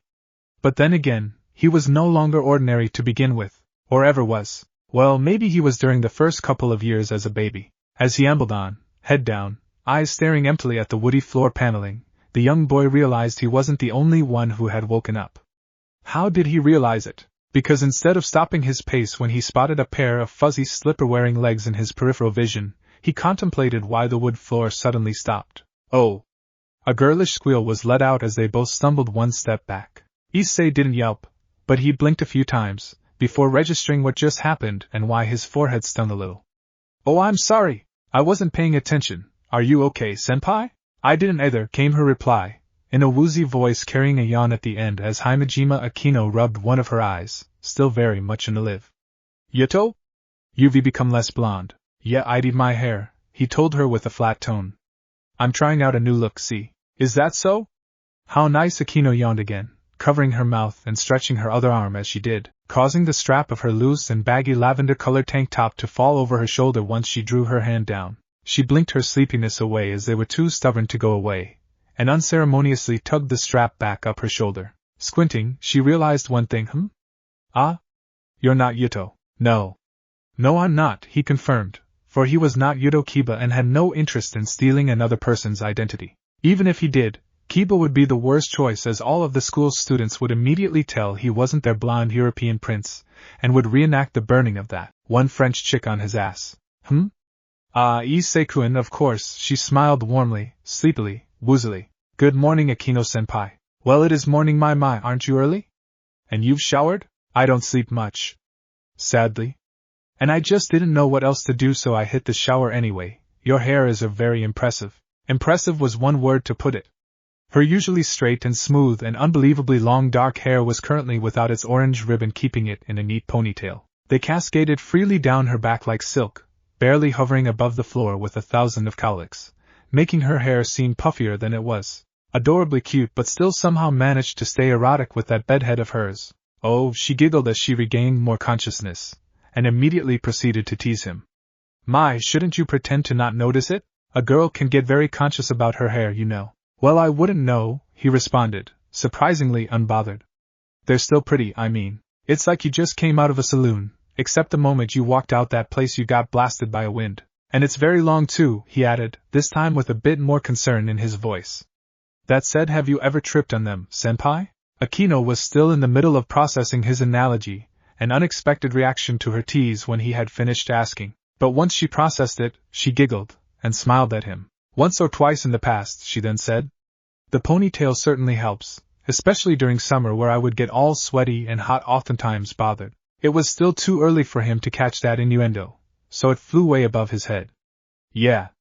My hair isn't even half as long, but when summer comes I just want to shave it clean. Akino hummed. Perhaps that one was too subtle for him. Oh well, she had plenty more opportunities in the future to have a little coyish fun with this new pawn of theirs. How was your sleep, Issei-kun? Did you have any trouble? It was all right, he supposed. No nightmares. Could have been worse. I know it's a bit early to ask, but what are we gonna do today, senpai? Akino took a moment of pause before replying with another question. Today's Saturday, isn't it? Yeah? Well, that means it's my turn to play the cook, Akino hummed. Are you an experienced cook, Issei-kun? Oh lord, no. I can make soft-boiled eggs though. Just dump the eggs in a pot of boiling water for 3.5 minutes, just like Chef Ramsay says. Her smile widened, as if she was pleased to learn of his inexperience. Not very experienced then. I'm more of a consumer than a production producer, I mean, he unabashedly confessed. You don't want me anywhere in the kitchen, senpai. My own mom doesn't even want me anywhere near the kitchen when she's cooking up stuff. Not that I start a fire or anything that drastic. But let's say I won't trust myself to cook for myself. She giggled. How adorable. He might not be a highborn like Rias or as academically gifted, but Issei definitely had a talent for tailoring words whether he realized it or not. But finally, a boy that wasn't immediately a perfect butler like Kiba the Knight couldn't be more dear to her, but sometimes Akino hoped Kiba was just half as talented. Then why don't you help me by keeping me company, Issei-kun? It can get terribly lonely sometimes. Sure thing, sure thing. Hey, maybe I can pick up a thing or two by watching. Her smile became slyer. Of course, watch me as closely as you like, Issei-kun. Break. The kitchen area was fairly modest. Not as grand or elaborately decorated like the rooms he had been in, and 3 times smaller than the kitchen in the main school building. It was just as clean, however, and it had 2 stainless steel stoves, a huge fridge, some counters to chop tomatoes and onions and other spices he had no idea the name or function of other than adding spices, and a bunch of kitchen knives. And there the young boy seated, on a chair just several paces away from the working area so he wouldn't be a hindrance to the person that actually knew what she was doing. She had her ponytail up this time, but both his eyes fixated on Akino's fingers and hands as she did all the work, hoping he might learn something or two about cooking, or chopping veggies. Without him knowing, his silent, intense, contemplative stare had been gradually making her nervous, which was exceedingly rare for Akino. She'd say something about it, but she'd hate herself if that made him feel uneasy around her. Thankfully for her, amidst the rhythmic chopping of the green beans, he broke the silence with a question. Man, I never understand how they do that. She lifted her head to glance. Do what? The chopping quickly without cutting your fingers bit. Not just quickly, but neatly too, she chuckled. Practices, of course. Yeah, but even the cat paws thing, and he clamped his left hand and stared at it. It's uncomfortable for me. There are more ways than one to hold things. The cat paws is for children with smaller hands, I think. I didn't know that. Figures. Did you learn how to cook, senpai? Or you just sorta wing it the first time? The rhythmic sound suddenly stopped, and her smile faltered for a flash before she went on. My mother taught me how. For the most part. She's an excellent cook. Seems like a thing with moms, honestly, Issei snuffled. My mom's a great cook too, but she doesn't let me or Dad in the kitchen. Really? Why is that? Well, I don't know everything, but Dad said it's something about her pride. She didn't like being a stay-at-home housewife, so she made the kitchen her work area kind of thing. Her smile was more genuine this time. That's kinda cute. She's scary when angry though, Issei frowned, shuddering as he remembered that time he broke the cookie jar when he was a runt. His mother wasn't angry at him for snatching cookies, but because the jar fell on top of his head. No lasting injuries, thankfully, but I don't think she'll mind having you around. Hell, she might even pay you. Akino tittered as she smoothly set aside the green beans onto a plate. Simmering on the stove was a pot of miso soup that was starting to fill the room with its calming aroma, tickling his stomach and making him realize he was pretty goddamn hungry. Can you grab the salmon from the fridge for me, Issei-kun? It should be in a container inside the right door. Unless Koneko-chan got hungry last night. At the mention of that particular species of an Atlantic aquatic vertebrate, his mouth and eyes opened wide as Issei pogged. Salmon? Oh man, I love salmon, goodness. His glee was so childlike and honest that Akino thought her chest was about to explode.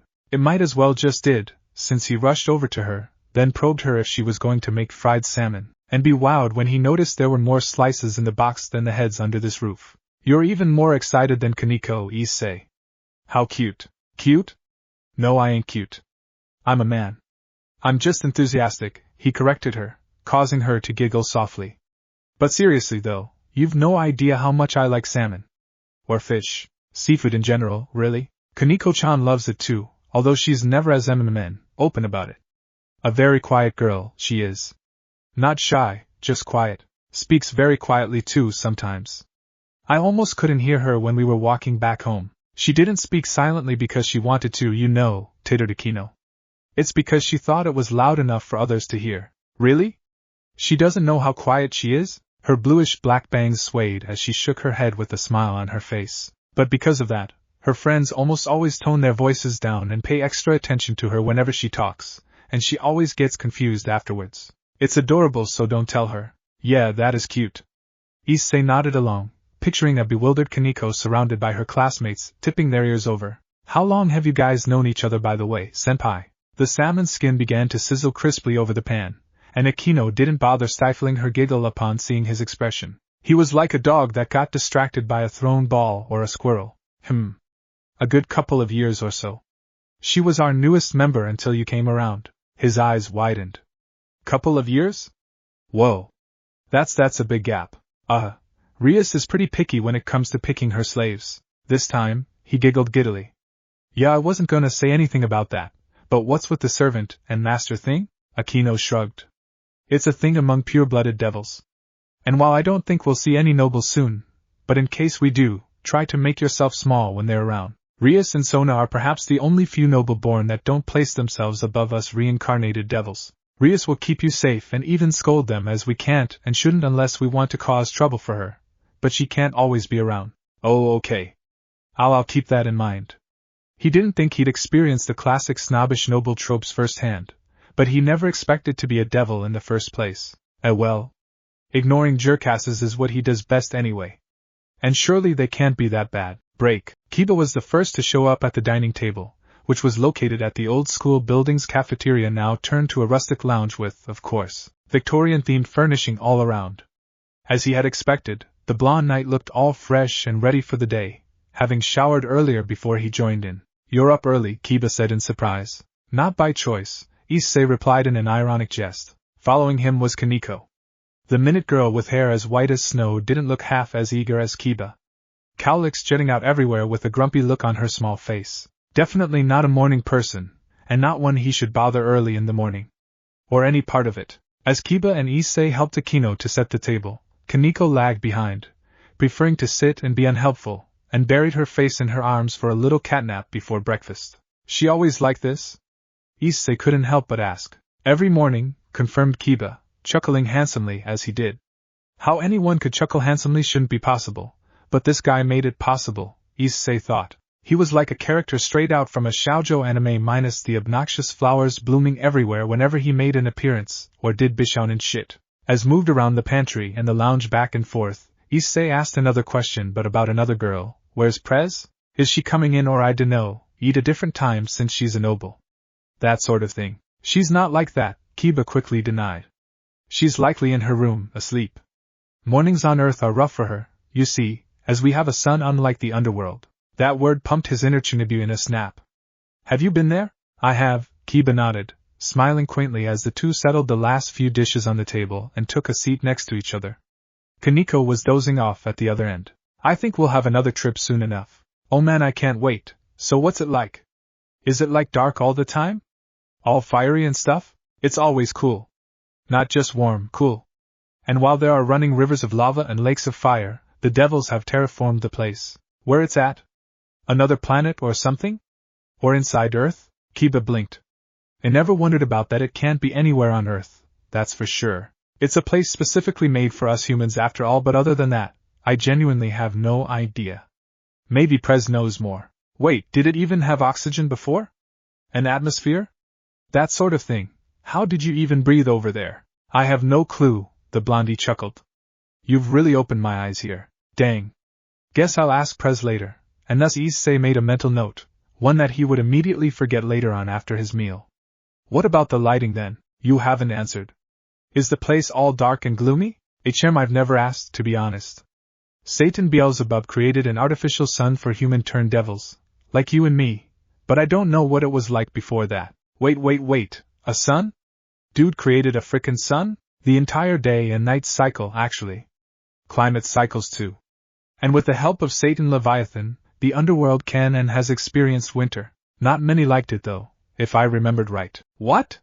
Hang on, slow down a little. I'm still stuck at the creating a whole sun here. Isn't that basically a god thing to do? Hell's sun and moon are less of an active star and more of a giant, floating light bulb and a dimmer one, but yes.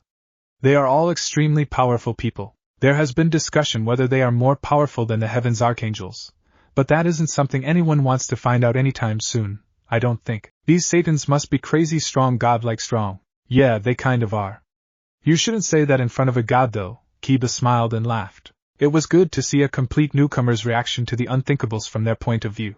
Unlike him, Kiba had been made aware of these things from when he was just a child. Not something to brag about, or even remotely prideful about. He'd pick a chance to experience a normal childhood over what he had in a heartbeat. Breakfast was amazing and Issei couldn't possibly ask for a better cook. If he was in a cooking anime, he'd probably be the side character that cries after eating something this good. Akino's Japanese dishes made him feel like he had never left home, temporarily. Mother would definitely appreciate her presence in the kitchen. Rias was nowhere to be found, however, and apparently, she always took Saturday off from everything. It was her do not disturb day. Her portion of the meal was set aside and kept warm by a dish cover enchanted with fire magic, courtesy of Akino. Issei would like to have a day like that too. When he got a reason to back it up, because as things stood, his list of responsibilities must be tiny compared to Rias. But today, he would be learning to do magic stuff, and he couldn't be more excited to be finally able to shoot fireballs. The school's field was completely devoid of life apart from the devils. He and Akino were standing on the field while Kiba and Koneko remained seated on a nearby bench, apparently conserving their energy for the unexpected turn of events. Knowing that, he couldn't help but feel a little bit skittish. Is this place alright? What if someone sees us? Oh, I guess this is why students are absolutely not allowed to go to school during weekends, huh? Akino replied, now clothed in her tracksuits. Issei had a shirt and shorts on. The gates are closed and we have an alarm system. Any ordinary intruder would think twice before barging in. Issei nodded blandly, but his mind didn't stop thinking about the other possibilities. What about drones? Drones, he said again, as if that would make it any clearer. I know a kid or two who got one of those. Oh, Akino blinked and smiled. He's so cutely acute. Well, in that case, I have a new aiming target and someone to brainwash. Don't worry about it, Issei-kun. We have it under control, alright. Maybe he should leave it at that for now. Now then, let's start with the basics, she restarted.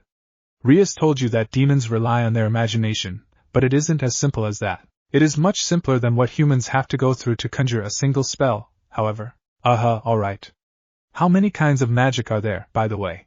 Too many to recount at once without a whiteboard, but utility-wise, it's separated into 8 categories. We'll go through all of them for another day.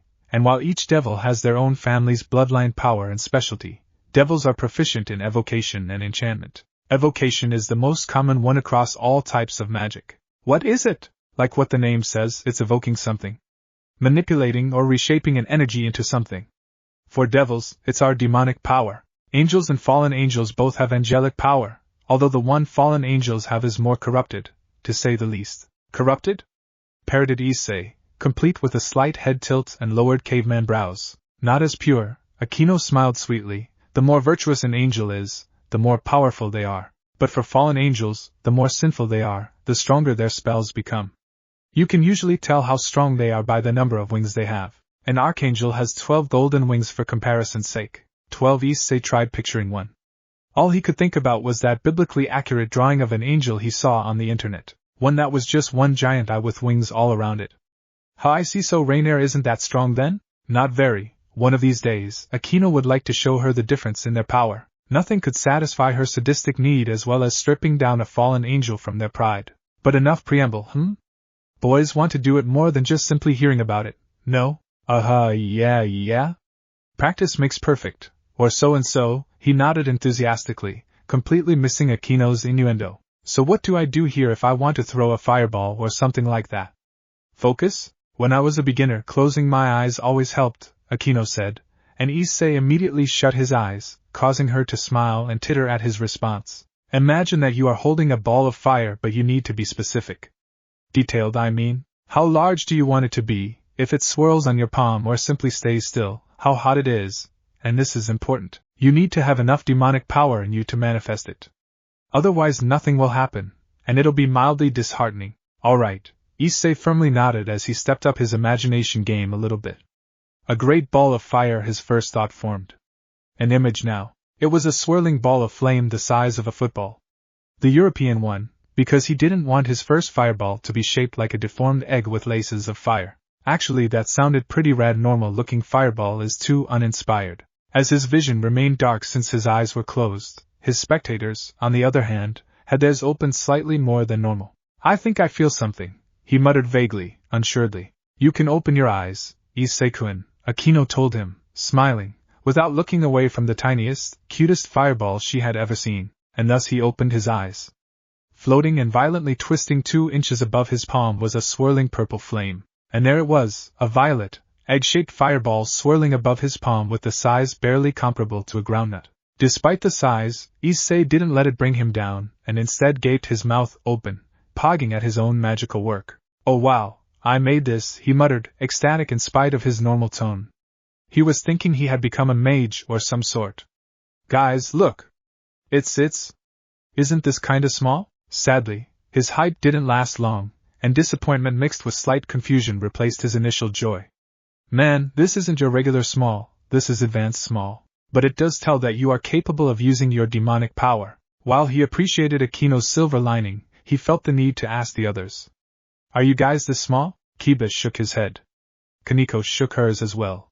They both had a somewhat sympathetic smile and a sneering, satisfied look on their face respectively. He brought it closer and Issei scrutinized his nut-sized fireball that was still spiraling atop his palm. Why is it so small? Not stimulated enough, perhaps, thus said Akino, her smile growing wider, satisfied by her own innuendo. Phew, Kiria would freak out if she finds out her senpai cracks perverted jokes. Oh, it's in my nature. Does it bother you? No, I have a wide range of humor. Especially the ones that make people uncomfortable. Issei cleared his throat. Anyway, does this mean anything bad, Akino-senpai? Should I be worried? Akino placed a finger against her smooth, lean cheek. I don't doubt you have plenty of room for growth. And unlike your senior devils, you were a pure human, Issei-kun. By that I mean you were raised as a human without ever learning about our existence, or magic itself. I'd imagine it'll take a while for you to learn, but to be able to create even the tiniest bit of magic on your first try is still impressive. Rias would be pleased. Pardon my intrusion, Kiba then chimed in from the side bench. But doesn't he already have the eyes? Shouldn't we put more focus on them instead of basic magic? It is powerful after all. That is true, but I want to shoot a big-ass fireball, muttered Issei, jokingly disheartened at first. Also, I don't want to be rude, but I don't think you guys can help me unnerf my eyes a little bit. It's got only one mode and it's locked on evaporate. You're right, I'm sorry. Kiba smiled wryly, regretting his words. He forgot their newest recruit wasn't accustomed to violence, and likely shouldn't, as Rias had ordered them to the first day of his recruitment. No matter. Kiba would protect him as he would protect his allies. Meanwhile, Koneko was still stumped at the word nerf to start getting gloomy about her hidden powers. A few, somewhat awkward seconds passed with the violet flame constantly swirling noiselessly upon his palm, being stared at by all the devils present. Akino actually noticed his discomfort, but she kept her quiet because it amused her. That silence would soon be broken by its caster with a somewhat uneasy tone. So how do I get rid of this thing? It's not gonna explode or anything, right? Not if you don't wish it to. Beads of cold sweat began to pour. Magic is dope, but just like drugs, it's dangerous. Break. Issei's practice lasted for another hour, during which Kiba and Koneko exercised on their own further away at the sandy track field. Being a knight which excelled in speed, defense was Kiba's main concern. Albeit getting hit wouldn't be a concern if his opponent couldn't reach him in time, but since his main weapon was a sword, a close-ranged weapon, unless he unscrewed the pommel of his sword to end his opponent rightly, he must get close and commit himself if he wanted to inflict respectable damage against a more durable opponent, like Koneko, for example. Although her speed was nothing to scoff at due to her heritage, Kiba was still twice as quick and agile. Her short stature and reach wouldn't help in catching him off guard either, but her low center of gravity gave her a sturdier balance. All she needed to bring him down was one solid hit to his jaw. Anticipating a thrust with his wooden sword, Koneko sidestepped, grasped the wooden blade with just enough pressure to grip it without shattering it, yanked it hard, and thrusted her own arm straight into the center of Kiba's chest. But the moment she pulled on the sword, Kiba quickly let go of it instead of holding on, taking one leap backwards as Kaneko's palm narrowly missed him. The reddish sand billowed as he skidded, wiping sweat off his forehead as he pulled his bangs back. That was close, he muttered in relief. You're getting quicker, Koneko-chan. You're just getting slower, huffed his sparring partner, earning Kiba's approving smirk. Koneko might have the quietest, softest voice in the entire group, but her sass game was up there with Akino. Kiba? He wasn't great at it, but he was decent at reading people. Just not the people that obsess over him for whatever reason. You seem more motivated than usual, he said casually. Are you trying to impress our newest recruit? No, Koneko replied with a straight look. I want to be stronger. To protect him? She nodded. Kiba chuckled, gazing down the field to where their new multi-pawn just sneezed, sending tiny violet sparks in the air. I think I understand the feeling. Koneko nodded. There was a brief moment of silence where she was deciding whether she wanted to share a thought with Kiba. Kiba-senpai? Yes? You know what I am, she began. At this point, Kiba had only noticed her subtle, gloomy look. A sad one he hadn't seen for a long time. You know about what me sister did back then. Kiba loosened up, keeping his tone friendly. Yes, I do. I'm scared, but it's something I can use to protect the people I care about. To help everyone. I don't know enough about jiu-jitsu, let alone senjutsu. But either way, I don't think you should push yourself too hard, Koneko-chan. It's only been a year since you're in this devil business, but we've managed fine so far with what we have. That didn't seem to lift her mood. But what if something bad happens? A strong enemy, maybe we're separated, things like that. Well, there's no sure way to know what's going to happen in the future. Like the Prez said, there's no use worrying, but there's always some use in preparing. No one will get mad at you. We all understand your reluctance. I see. Maybe talk to Prez later today if you're not fully sure. You know she really appreciates it if we share our troubles with her. Easier said than done, unfortunately for people like Koneko. I'll think about it. Kiba hummed non-committally. What brought this up, Koneko-chan? If you don't mind me asking. It seems rather sudden. Is it Issei-kun? Koneko did a tiny nod. A little bit. Yesterday when we were walking home, we chatted about his power. He told me he's afraid of his own power. Oh? Kiba raised his blonde eyebrows. I guess that's expected. He doesn't seem like a violent guy, but he also said he will learn how to control it so he can help. Kiba saw. Now it was more obvious. The two peered over at the aforementioned non-violent guy just at the right moment to see him panicking over a ball of purple lights that had been steadily growing in size. They could tell Akino enjoyed tutoring him, considering she was giggling instead of helping whilst Issei kept repeating her name along with the word help. And what do I do now? Kiba chuckled. But that shows he's aware of what he can do. Sometimes we tend to overestimate how easy it is to snuff a soul. Right, Kiba had killed before. Both during his time as an exorcist and after he became a devil. All of her seniors had ended a life and more, and they never did show any remorse afterwards. Most likely because they were stray devils beyond redemption and rehab. Although then again the noble devils didn't exactly like allowing redemption and rehab for non-devils. They'd use any reason as an excuse to get rid of reincarnated devils. Like what they attempted to do to her. And they might have if not for Satan Lucifer. What was it like, senpai? Kiba blinked. To kill someone for the first time. A difficult subject to cover. For most. My first kill was a demon. But back then I was completely indoctrinated by the church to develop guilt. They taught you to see them as lesser beings than animals, and exorcising them brings peace to the world one step at a time. His smile soured a little, but not completely gone. Koneko didn't look troubled by his words, thankfully. He'd be sad if his junior got scared of him. What about now? Now? Well, it's part of the job, he said simply, rubbing his calloused palm. I won't say I enjoy it, but I'm way past the point where it bothered me. Which I don't think it's a good mindset to have if you want to retain that part of humanity in you, which I think you should. It's hard to find it back once you let go of it. I see, Kiba smiled reassuringly, for whatever it was worth. Leave the finishing off duty to us, Koneko-chan. It's alright to take things at your own pace. Okay, Koneko didn't look like she had her trouble settled, but nonetheless, not wanting to worry or bother her senior more than she already had, she gave him a nod, and stone-facedly told him, I'm hungry. As she retreated back into the old school building, the blonde knight could only sigh at that, and hope his junior would feel better eventually. But for now, since he still felt undertrained for the day, he decided to nab Issei for a quick spar. And to measure his physical abilities, of course. Break. As it turned out, Issei was not at all athletic in the slightest. Average at best with below average stamina. But as Kiba had suspected, his eyes managed to see him from time to time, bottlenecked only by his thinking speed. A little bit of time, and no doubt Issei would be able to keep track of him constantly. What a strange power he had. Dude, what the fuck, you're faster than Usain Bolt. You were like Usain Bolt of Usain Bolts. Taking that as a compliment, Kiba laughed heartily as he wiped his face with a pink towel, the result of mixing white towels and the red ones together when he first learned how to do laundry, much to Akino's amusement. That's unfair to him. I'm a devil while he's fully human. How do you even see when you're going that fast? Do you even see, or you just, feel it out? A bit of both. It's not far different from training your reflexes as a goalie or by playing sports. Your eyes will get used to it eventually. But man, Issei sighed aloud. Covering his head and hair was a towel that was slightly pinker than Kiba's. I never thought I'd see anyone move that fast. Are you faster than a jet? No. No, I don't think I'll ever be that fast, or if I want to, Kiba chuckled.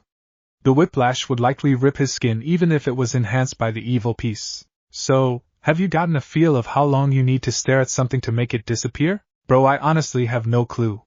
Hard to tell when I can't use it. Maybe like if someone throws something really, really hard and fast like that plate shooting event in the Olympics. You watch the Olympics? Nah, I just know there's an event like that. Kiba mulled. Well, Koneko could do that, I don't doubt. Akino-san and Prez also know plenty of fast-hitting spells. We'll find out how fast your eyes are then. Issei nodded repeatedly.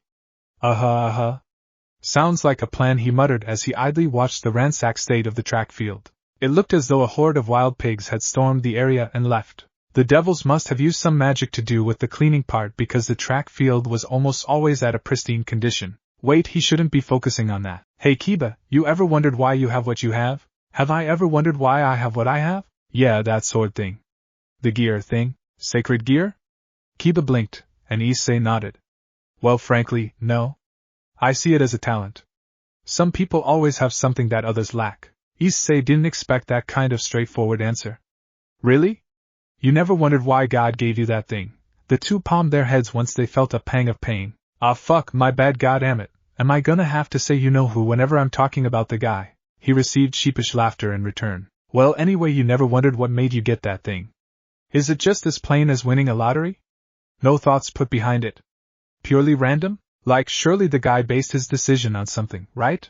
Kiba went quiet for a moment, mulling it over. Well, now that you put it that way, I'm not sure. There's billions of people around to keep track of, and there aren't that many angels around after the Great War. Issei mentally reminded himself he was referring to the war in hell, not the First World War.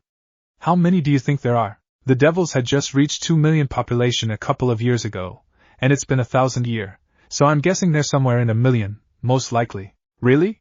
Are there just that few genuinely good people around? That's kinda depressing. The blondie laughed. Haha, of course there are plenty of good people. The ones that do end up in heaven, but not everyone becomes an angel, Issei-kun. My caretaker used to tell me to think of heaven as a permanent retirement home, and the angels are their caretakers. Huh. Can't they just pick a guy and turn them into an angel if they're running low on people? With the same way the devils do? Yeah, Ah, reincarnation is so far a devil-exclusive tech, Issei-kun. We have the upper hand on them in that regard. And numbers. Although I don't know why he didn't just simply make new angels. Oh yeah, I was about to ask about that, Kiba shrugged. Well, who knows what gods do and why they do it. True. Deciding to shift the topic back to his eyes, Kiba unceremoniously conjured a basic steel sword as it jumped out off the grass, surprising Issei, and wound up his arm backward. Let's test your eyes again, Issei-kun. How far do you think it can reach? Issei readied himself, although still seated on the bench. All right.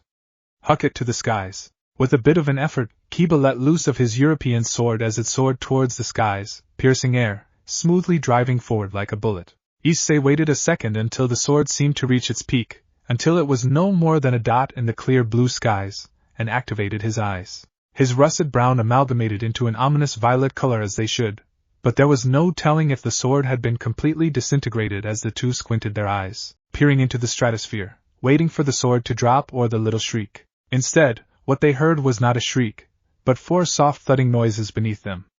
Like something had been dropped into the grass. They glanced down, and their eyes widened, for crimson chess pieces of a pawn, scattered over the lush green grass, lying harmlessly. They shared a shocked look with one another, the alert visible on Kiba's expressions while Issei looked dumbfounded. Was that supposed to happen? Kiba took another glance, and even picked up a single pawn piece to make sure he wasn't seeing things. It was Ria's evil piece all right, crimson transparent glass, but its appearance was mangled. Contorted. It was twisted. As though someone had the strength to wring it like a wet towel. Judging by Kiba's stupefied look, Issei connected the dots that this was not at all normal, and proceeded to freak out. Am I gonna die? Oh my god, am I dying? Right, so well, these things popped out of my chest earlier, with a nervous look and a fitting voice. The kind of face anyone would make when they weren't quite sure if they were responsible for something that happened that was beyond their control but felt bad anyway. Issei opened his palm, revealing the twisted 4 evil pieces that his body just seemingly spat out without notice. His senior devils around him all had their eyebrows bunched up, a mix of downright confusion, fascination, and a pinch of unease. Rias, most especially. Being woken up during Saturdays was a horrible way to start her day, noon. Not to mention she had to hurriedly brush her messy hair to a reasonably presentable state, and rushed outside her bed with little preparation. And now she was presented with a problem beyond her wildest hypotheticals. Yet to reply, she instead picked up a piece and brought it closer to her eyes, inspecting it carefully. Her sleepiness had been kicked out the window and replaced by the kind of curiosity that was mixed with an unhealthy dose of fear. A little bit of dread began to accompany those feelings as she took note of the discolored state of the evil piece. My evil pieces? She muttered, yet to believe what she was seeing. You said they jumped out of your chest? Yeah. It's like they were spat out. Spat out? Rias inspected the pawn piece once again, as though it would shift shape. If his body was rejecting it, such was the case for incompatible pieces, then the pieces wouldn't be able to enter his body to start with. But upon closer inspection, it couldn't be that simple. The pawn piece retained its crimson color all right, but it wasn't as bright. The she was not as sharp. Dimmed even. Its transparency had become milkier, clouded instead of a smooth, see-through, glass-like state it was before. But most concerningly, Rias could feel the loss of its magical properties. The pawn piece she held was nothing more than an ordinary chess piece, albeit with a sinister appearance. She frowned. Issei couldn't stand the silence as he felt like he was in big trouble. So you have any like some kind of insurance policy or replacement pieces? A backup or something? I feel bad.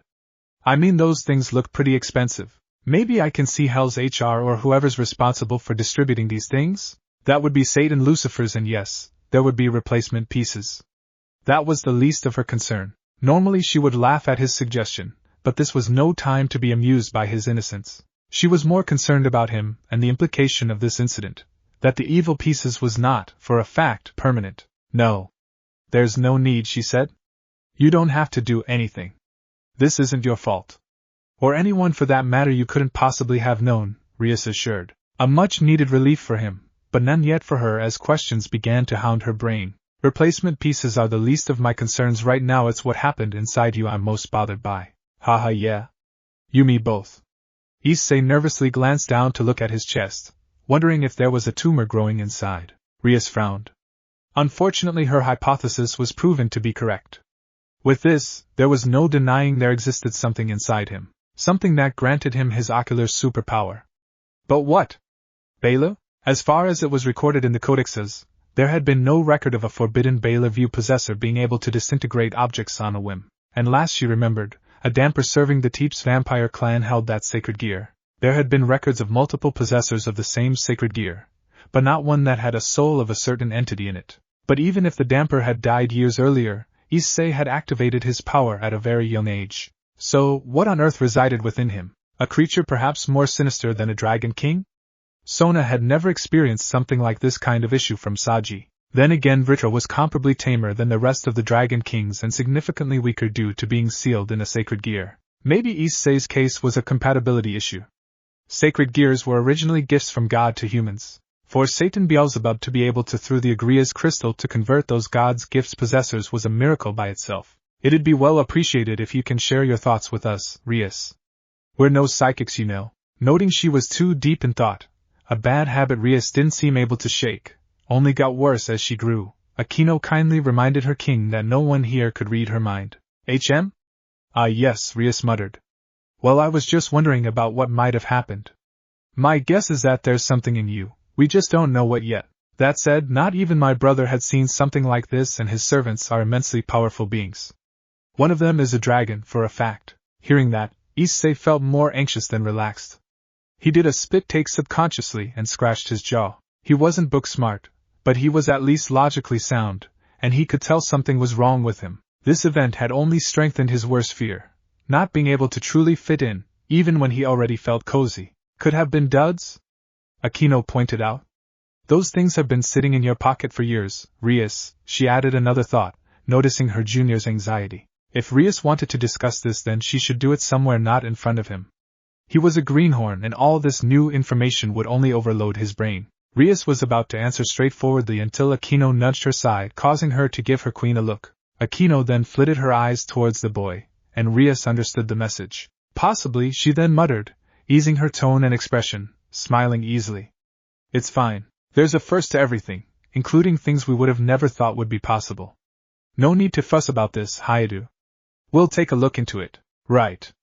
Yeah, I'll try. For now, since you have been exercising, I believe, why don't you take a shower and have a rest? I'll take these with me. You can leave this to us, alright? Huh? Oh yeah? Yeah, right. I am a bit sweaty now that you mentioned it, Issei muttered as he handed the half-contorted pieces over. Thank you for your hard work, Rias smiled and grasped the pieces. I'll let you know when we find something. Okay, Issei replied. He read the cue loud and clear, and didn't want to be rude and obnoxious. Especially to the people he just recently befriended. Except for one last thing. Oh, by the way, am I still a devil? Or am I back to being human again? The devils glanced at each other, and they all looked expectantly at Koneko, who in turn stared at him with a focused glare. And yes. You still are. And you smell. Oh, okay. Good to know. That lifted some of his worry. Alright then. I'll see you guys later. Maybe during lunch or whenever anyway, bye. As they waved, he left the room with a bit of a gusto, with the phrase "What in the hell is wrong with me?" echoing in his head all the way down the hall. Once she felt he was out of an earshot, Rias had to reconfirm with Koneko and asked, "Is it true? He's still a devil?" A question that was met with a slow shaking of the head. I thought he'd be sad if I told him. Another terrible news. Goodness, Rias sighed as she addressed her servants. She mustn't show them that her control of the situation was slipping. We all understand what this means, yes? He's beyond our protection, Kiba answered. And for once he didn't like giving the right answer. But what do we do? What can we do? We can't just leave him be, Akino followed. Even if he's not bound by the evil pieces, he won't instantly switch sides. I doubt he's that kind of person. No, of course not, Ria stated, her hands now folded. The Grigori has no idea of this, so we have that going for us at least. We must make sure it stays that way as long as possible, and hopefully figure something out during that time. But for now, Yudo, keep watch of him. We can't allow him to leave the school's premises just yet. Kiba nodded. Yes. I'll follow him into the shower if I must. No need to get that far. You'll only make him uncomfortable, Rias muttered. Akino was giggling at the idea, obviously entertained. Her knight could say some silly stuff sometimes. Can I do it instead? Koneko spoke up without a preamble. I can relate with him. A little, and I was the one who lied to him. Rias gave her a nod. Of course. You can leave, Koneko. Koneko did just that, brisk walking out of the room and down the corridor to catch up with the ex-devil. Rias glanced down to her palm, where the chess pieces remained. As for these, there's no hope for us as none of us are experts about the crystals, therefore Akino, contact Grayfia. We'll send these to Satan Beelzebub. He'll want to take a look. Ma'am, yes ma'am, and thus Akino strutted towards her desk in the Occult Research Club Clubroom. Having a king that was directly related to a Satan smoothened the administrative process a whole lot. For one, she didn't have to do as much paperwork as other queens do, and as for me, I suppose I'll take a bath. Rias sighed. She wanted to go back to sleep, but that was no longer feasible. Yuto, have a patrol around the area for crows. They've been oddly quiet these past few days. No doubt they're planning to do something about our new recruit. Now former, I suppose. That as it may, he was one of us, and he's not a stray. Should things go south, play dumb and say you've no idea that he's no longer a devil. Kiba smiled. Rias was kind, but she was shrewd for these kinds of things. Got it. Behind her desk, Akino frowned a little. Can we switch jobs? No can do, Akino-san. I'm the knight. I don't have the authority to do your assignment. Something in me tells me you just don't want to deal with the paperworks. Well, I have always been a better field worker. Break, back to the streets of Ko for him. It was his habit to get rid of things in his head, or to mull them over until he's tired of them eventually, or something to simply pass the hours when he felt like walking. Besides, he might as well since he didn't really break a sweat. His spar with Kiba was the blondie darting around while he just had to stand around, trying to see him. The streets were mostly empty. With time nearing 12, not many people wanted to be under the sun when it was climbing to its peak. Either way, he didn't really pay that much attention to his surroundings. The recent incident swallowed all of his attention that he failed to realize he was jogging rather than walking. Perhaps it was his subconscious demanding his body to get somewhere where he felt most at ease, the town park. The same phrase from earlier when he walked out the room was still replaying in his head, with slight variations and a handful of dead-end theories. Despite the things raving in his head, he still looked around both sides when he was about to cross the road, because he wasn't about to get ice-skate anytime soon, and because that was something his parents taught him that just stuck. Issei-senpai! A feminine voice suddenly called out to him, and his head turned around on autopilot. He saw Koneko running from the distance, growing bigger and bigger until she caught up to him. He found it funny that she didn't look much larger this near. Yo! Sup, Koneko-chan? Off on a walk too? Yes. Sorta. Koneko didn't need to catch her breath, and she spoke as though she hadn't been sprinting the whole way. Anyway, we shouldn't leave the school, senpai. Huh? Why? Because Koneko paused there. If she told him straight out that it was dangerous to be out on his own, then he might piece the puzzles and figure out that he was never alone. Because of what just happened. Well, Issei paused as well.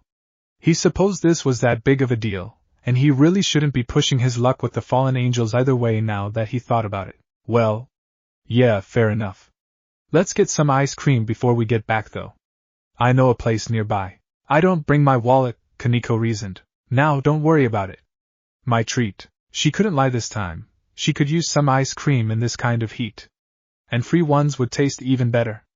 Okay. Their talk started small at first, but even then, Koneko learned a thing about him.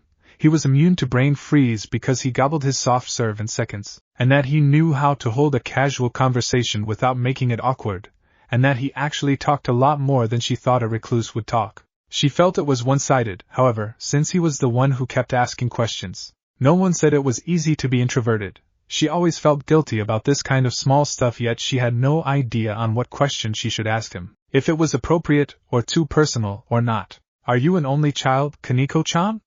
He asked this time. She hesitated for a moment. I have a sibling. A sister. He raised both his brows. You do? Where's she at? I don't know. Koneko shook her head. I haven't seen her for a long time. Oh. Well. Maybe he just stepped on a landmine. That or he was about to, but he wanted to know more about her. About the devils in general, truth be told. They seemed to know more about him than he knew about them, or even himself. So he thought to himself, screw it. He started with a lead in nevertheless. People are more inclined to share a thing about them if he shares first. Well, you know, I'm supposed to have 2 siblings. Older siblings. Supposed? Yeah. Miscarriages, he pursed his lips. Not in a sullen kind of manner, but more in a it's already past, and can't be helped kind of manner. It is how it is. That's why my parents are overprotective of me. At least that's what I think anyway. Koneko couldn't and knew she shouldn't tell him that Rias did a bit more than just convincing to make them agree. I see, I'm sorry to hear that, so she instead said, having a small, delicate lick of her chocolate ice cream so as to not hurt her sensitive tongue. Well, I don't feel that sad, I mean I was when I heard about it. Sucks seeing your parents being sad. To know if they still think about what could have been, they probably do, I guess, Issei shrugged, realizing he had gone off on a tangent. Welp, they're gonna go on a trip anyway, so that should take their mind off things, he lightheartedly said, lifting the mood back up. Koneko was relieved. She had no idea how to console someone. Do you want a sister or a brother, senpai? Either is fine, honestly. But if I have to pick, then a brother. Wait, then I'd probably get hand-me-downs instead. I told you my parents are overprotective, but my mom is still stingy about spending money. Even if it was her husband's, albeit Issei knew his father couldn't bargain a can of tuna even if his life depended on it. Still, I think an older brother would have been cool. And for a younger sibling? Girl or boy? Either is fine because I'll bully them regardless. That's horrible. I am equal to all, Issei pridefully announced. What about your parents, Koneko-chan? Do they know about your whole devil business? I don't know, she muttered. A small frown could be spotted. She'd be frowning sullen if not for the ice cream treat. They're not exactly around. Oh. Busy overseas? They're more like dead than busy. Yikes. He didn't just step on a landmine. He cannonballed onto it. I'm a sorry man. I mean, Koneko-chan. It's fine, she said, nigh emotionless. You didn't know. All right.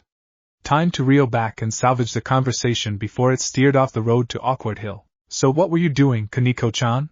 I mean, you know. Before you got here. Before you met Prez. You know what I mean. Oh, she blinked. She went quiet. That sentence didn't seem like it was going to be completed anytime soon. Why, you don't have to answer that if you don't wanna. I get a bit nosy is all. He enjoyed talking to new people, as long as it wasn't in a crowded place. Issei simply didn't get much chance to. Most of his peers avoided him like he was a moving plague. I don't get to talk a lot, why see? With people my age, I mean. He got to be chummy with some street vendors, at the least. The discounts that sometimes come with that was a well-appreciated bonus. Why not? Well, because people don't talk to me, I guess. Because of the M&M duo, she recalled. She forgot he was a social outcast due to how talkative he was. But you're a good person, senpai, Koneko spoke honestly. I'm not saying you should ditch your friends or anything, but if you have saner friends then, well, they're pretty cool people too. Just a bit pervy is all, he sighed. He wouldn't lie to himself, and claimed he hadn't wondered about what kind of school life he would have if he wasn't friends with those two idiots. A lot more normal perhaps, but certainly a lot duller. I mean, yeah, they're out of line sometimes, but oddly, it's fine if it's a girl that does it. A girl? Yeah. Kiria Aika. You've probably heard about her. She's like the female counterpart of Motohama. But instead she can measure. Actually, never mind that. Let's just say she has this strange ability. Ability? The bespectacled girl, the one that used to be in Rias' radar but was never approached. Koneko often wondered why. She knew her president was much more nitpicky than Sona, who was nearing a full set of peerage. Perhaps because of this ability? What kind of ability? Of the strange kind. He cleared his throat and scratched his side as he went on to shift the person of interest. So what powers do you have, Koneko-chan? That was some jump from one topic to another. Powers? I can punch things really, really hard. Oh yeah, Kiba said you can throw things far too. I also have a strong grip, she told him. He spotted a smile there. Just slightly, but it was there. Was she boasting? That was kinda cute, he thought, given her minute size. It's like a kid bragging about being strong and stuff, except Koneko could probably toss him into the stratosphere and crush his bones in half. But even so, she wasn't without her weakness. But you eat pretty slow. Because it's cold, she replied, taking another tiny lick of the cold delicacy. That's kinda the point of an ice cream. I have a sensitive tongue, she huffed. Cat's tongue, huh? Sucks to be you. Koneko pursed her lips, thinking about the things she could devour in an instant if not for her tongue, but laughed quietly either way. But at least you get to savor the taste a bit longer. I just eat like a vacuum cleaner.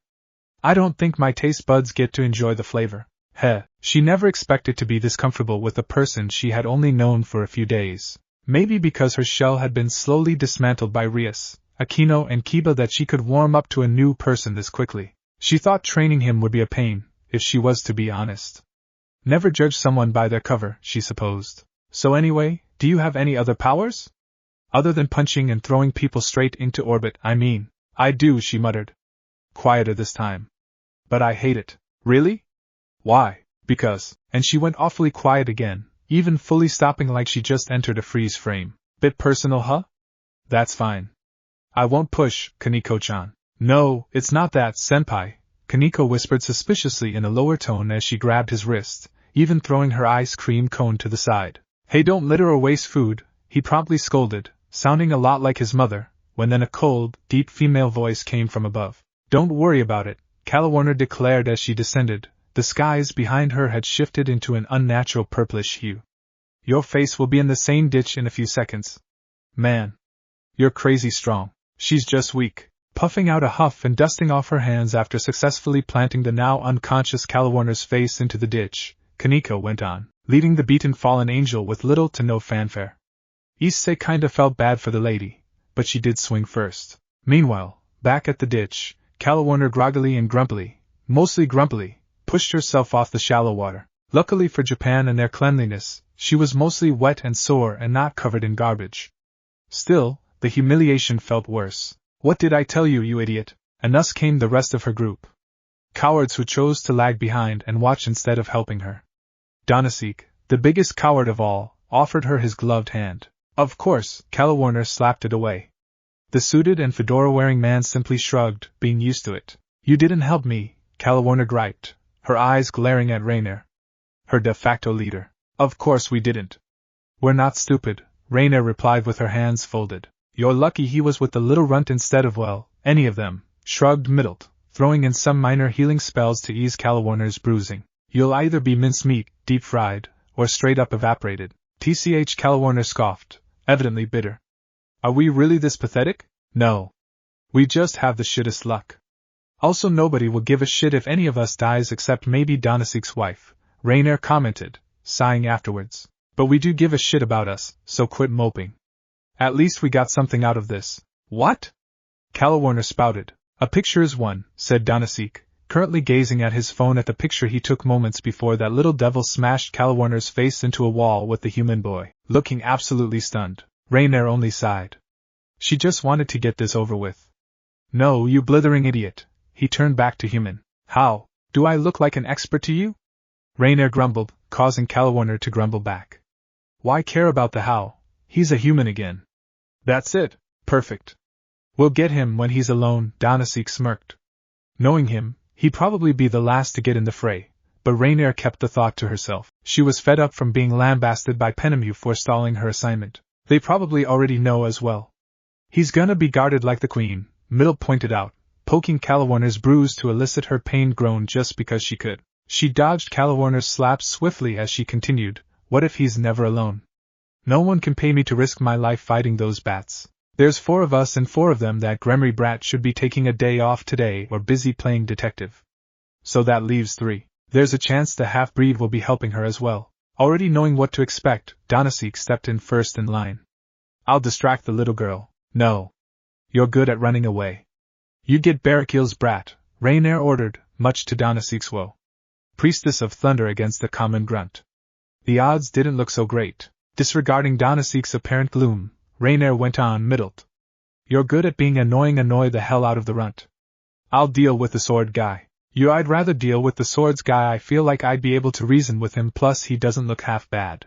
But you are, Rainier rolled her eyes, dismissing Middlet's unpleasant scowl. What about me? Asked Calawarner, who felt a bit left out. Of course Rainier had to spell it out. Once again rolling her eyes, Rainier said, You deal with the boy, she stressed, to further engrave the thought into this dumb brute's brain. Don't even toy with him. Get near him and kill him. No one-liners. Got it? One-liners? That's your thing. It doesn't matter, Rainier squawked. That's the plan for now. We'll tweak it accordingly depending on how the devils make their move. What if the only move they make is no move at all? Middle pointed out. What if they camp in that school of theirs? What then? If you're asking us to bonsai charge there like a maniac, then I might as well turn myself in right now. Do you think I'm stupid? No, but I think if you're desperate enough, then I don't know what you won't do. She has a point, Danzydanz chimed in. Assuming they never left, what then? Then Rainier sighed, danger close to her wit's end. Then hell if I know I'm not suicidal either. This shit is way above our pay grade. How the fuck did things escalate this quickly? Break. For some odd reason, Issei felt a bit off. Was it the ice cream earlier? Probably because of the earlier exercise and the small walk with Koneko, but he felt off. Something wasn't right, but he couldn't pinpoint the reason why. He rested on his bed, flat on his back, staring at the sloped ceiling. He wasn't going to fall asleep anytime soon, but Rias insisted. Try to get some rest, she said then, right when he came back with Koneko. She looked somewhat upset. Why? He had no idea. Probably because of something he did or didn't. Oh well, sure is boring here though. Spacey room but overall empty. Might as well practice how to hover. BLAM. And he had successfully smashed his face right into the ceiling. Felt like the ceiling just slapped him straight and reintroduced him to the floor. Balls, Issei eloquently muttered, one hand rubbing his stinging face. It seemed like learning how to fly without hurting himself was a challenge too steep to take. It didn't take long for his seniors to check in on him. Kiba rushed in first, briskly opening the door with an alerted look. Koneko followed suit, looking agitated, but both their expressions shifted from one of vigilance into one of shock as they registered the sight. Rias muttered, your wings there. Yeah, he sheepishly scratched his head. I admit trying to lift off inside an enclosed room wasn't my brightest idea. But then again, I never was that bright to begin with. It's not that I mean. Look at your wings, senpai, Koneko softly ushered, the slightest hint of surprise carried by her quiet voice. Why? What's the matter? Oh, he glanced over his shoulder, expecting a pair of black wings. Well, they were black. Similar to his devil senior's bat-like pinions, but the smooth, steelish black were now covered in ghostly violet flames, searing dimly and lazily, before they too completely devoured the bat-like wings, right in front of his and the devil's very eyes. Holy foo! There was no pain felt, but he flinched at the sight of his own appendages being dissolved. WH, the hell's going on? Is this normal? Of course it isn't, you guys won't be surprised if it is, right? This is getting more bizarre by the moment. We need to get you checked now, stated Rias, sparing no more time for the what-ifs. Akino, get Roygun. I'll see if I can get Satan Beelzebub to spare some time this week. In the meantime, I'm sorry in advance, Hayato, but I'll have to forbid you from leaving this building. Kiba and Koneko will take shifts guarding you in case stranger things happen again. Understood, Kiba said. Koneko simply nodded, but her eyes never left his purple, flaring wings, mystified, almost as though she was petrified by the sight of those violet flames. I hope you won't mind, Rias continued. But we don't know what's happening with you. This is for your safety, Hayato. And ours as well. What? Well, okay, Issei heated without any retort, completely forgetting he wanted to ask who Roygun was since he was second-guessing his choice in becoming a devil. Akino stayed for a moment, staring at the boy and his utter confusion, before leaving after giving Rias a look. It was a disapproving one, as if telling her king she could have chosen her words better. Am I in trouble? At that, Rias eased herself. Of course not, Hayato. We're worried. For you. Whatever it is you're going through, I am also responsible. These things happened after you became my servant, after all. Even if he might no longer be hers. Don't worry, she reassured. I invited you into our group. We'll never leave you to figure things out on your own. Later on, the devils exited his room one by one, giving him space to relax and loosen up. He had recalled his wings by then, and sure enough, he didn't feel them retracting inside his back. They just disappeared. The same way he activated his eyes, by simply thinking about it. He laid on his bed, staring at the familiar ceiling once again, this time with a noticeable dent in one of the wooden paneling. He joined the devils searching for answers, yet he found more unanswered questions instead. That being said, what Rias told him earlier, that might have been the kindest thing anyone had ever said to him. Sure, she could just be saying that to ease his nerves or simply out of sympathy, or even to look like she was a good, caring leader. Whatever her intentions might be, it wouldn't change the fact that it did help comfort him. Even so, a single question never stopped spiraling inside his mind as time continued to tick by. The hell's wrong with me? Pai-senpai. Issei didn't realize he had fallen asleep until he was woken up by a quiet, feminine voice. Wake up. Weird, this soothing, childlike voice must be one of Motohama's weird anime girl alarms. Wait, or was it Baldy that had this weird obsession over tiny anime girls who looked 7 but are actually older than the Earth itself? No, Baldy was into the little sister's archetype, not necessarily Lola's. Senpai, wake up. He felt a nudge on his shoulder. Alarm clocks nowadays sure have gone far in tech. Perhaps soon enough, there'd be robot girls in maid outfits. Why specifically maid outfits? Issei had no idea, but he's blaming Motohama. They guy just like girls in costumes so much that Koneko smothered his face with a pillow. He fully woke up then. Huh? Yeah, hey, Koneko-chan, he groggily said, yawning and stretching and then scratching that nest on top of his head that people called hair. What year is it? She guessed he meant the time. Around 4, she told him. He didn't sleep long then. Figures. Sorry to interrupt your sleep. Prez wants to see you. Huh, but I thought we're governed by an emperor. Wait, or was it a prime minister? Koneko wondered if he had lost several brain cells in his sleep. Issei-senpai, before we go, can I ask you about something? Huh? Sure, alright, go ahead, he said as he moved to st at the edge of the bed. As long as it isn't a math question, ahahaya.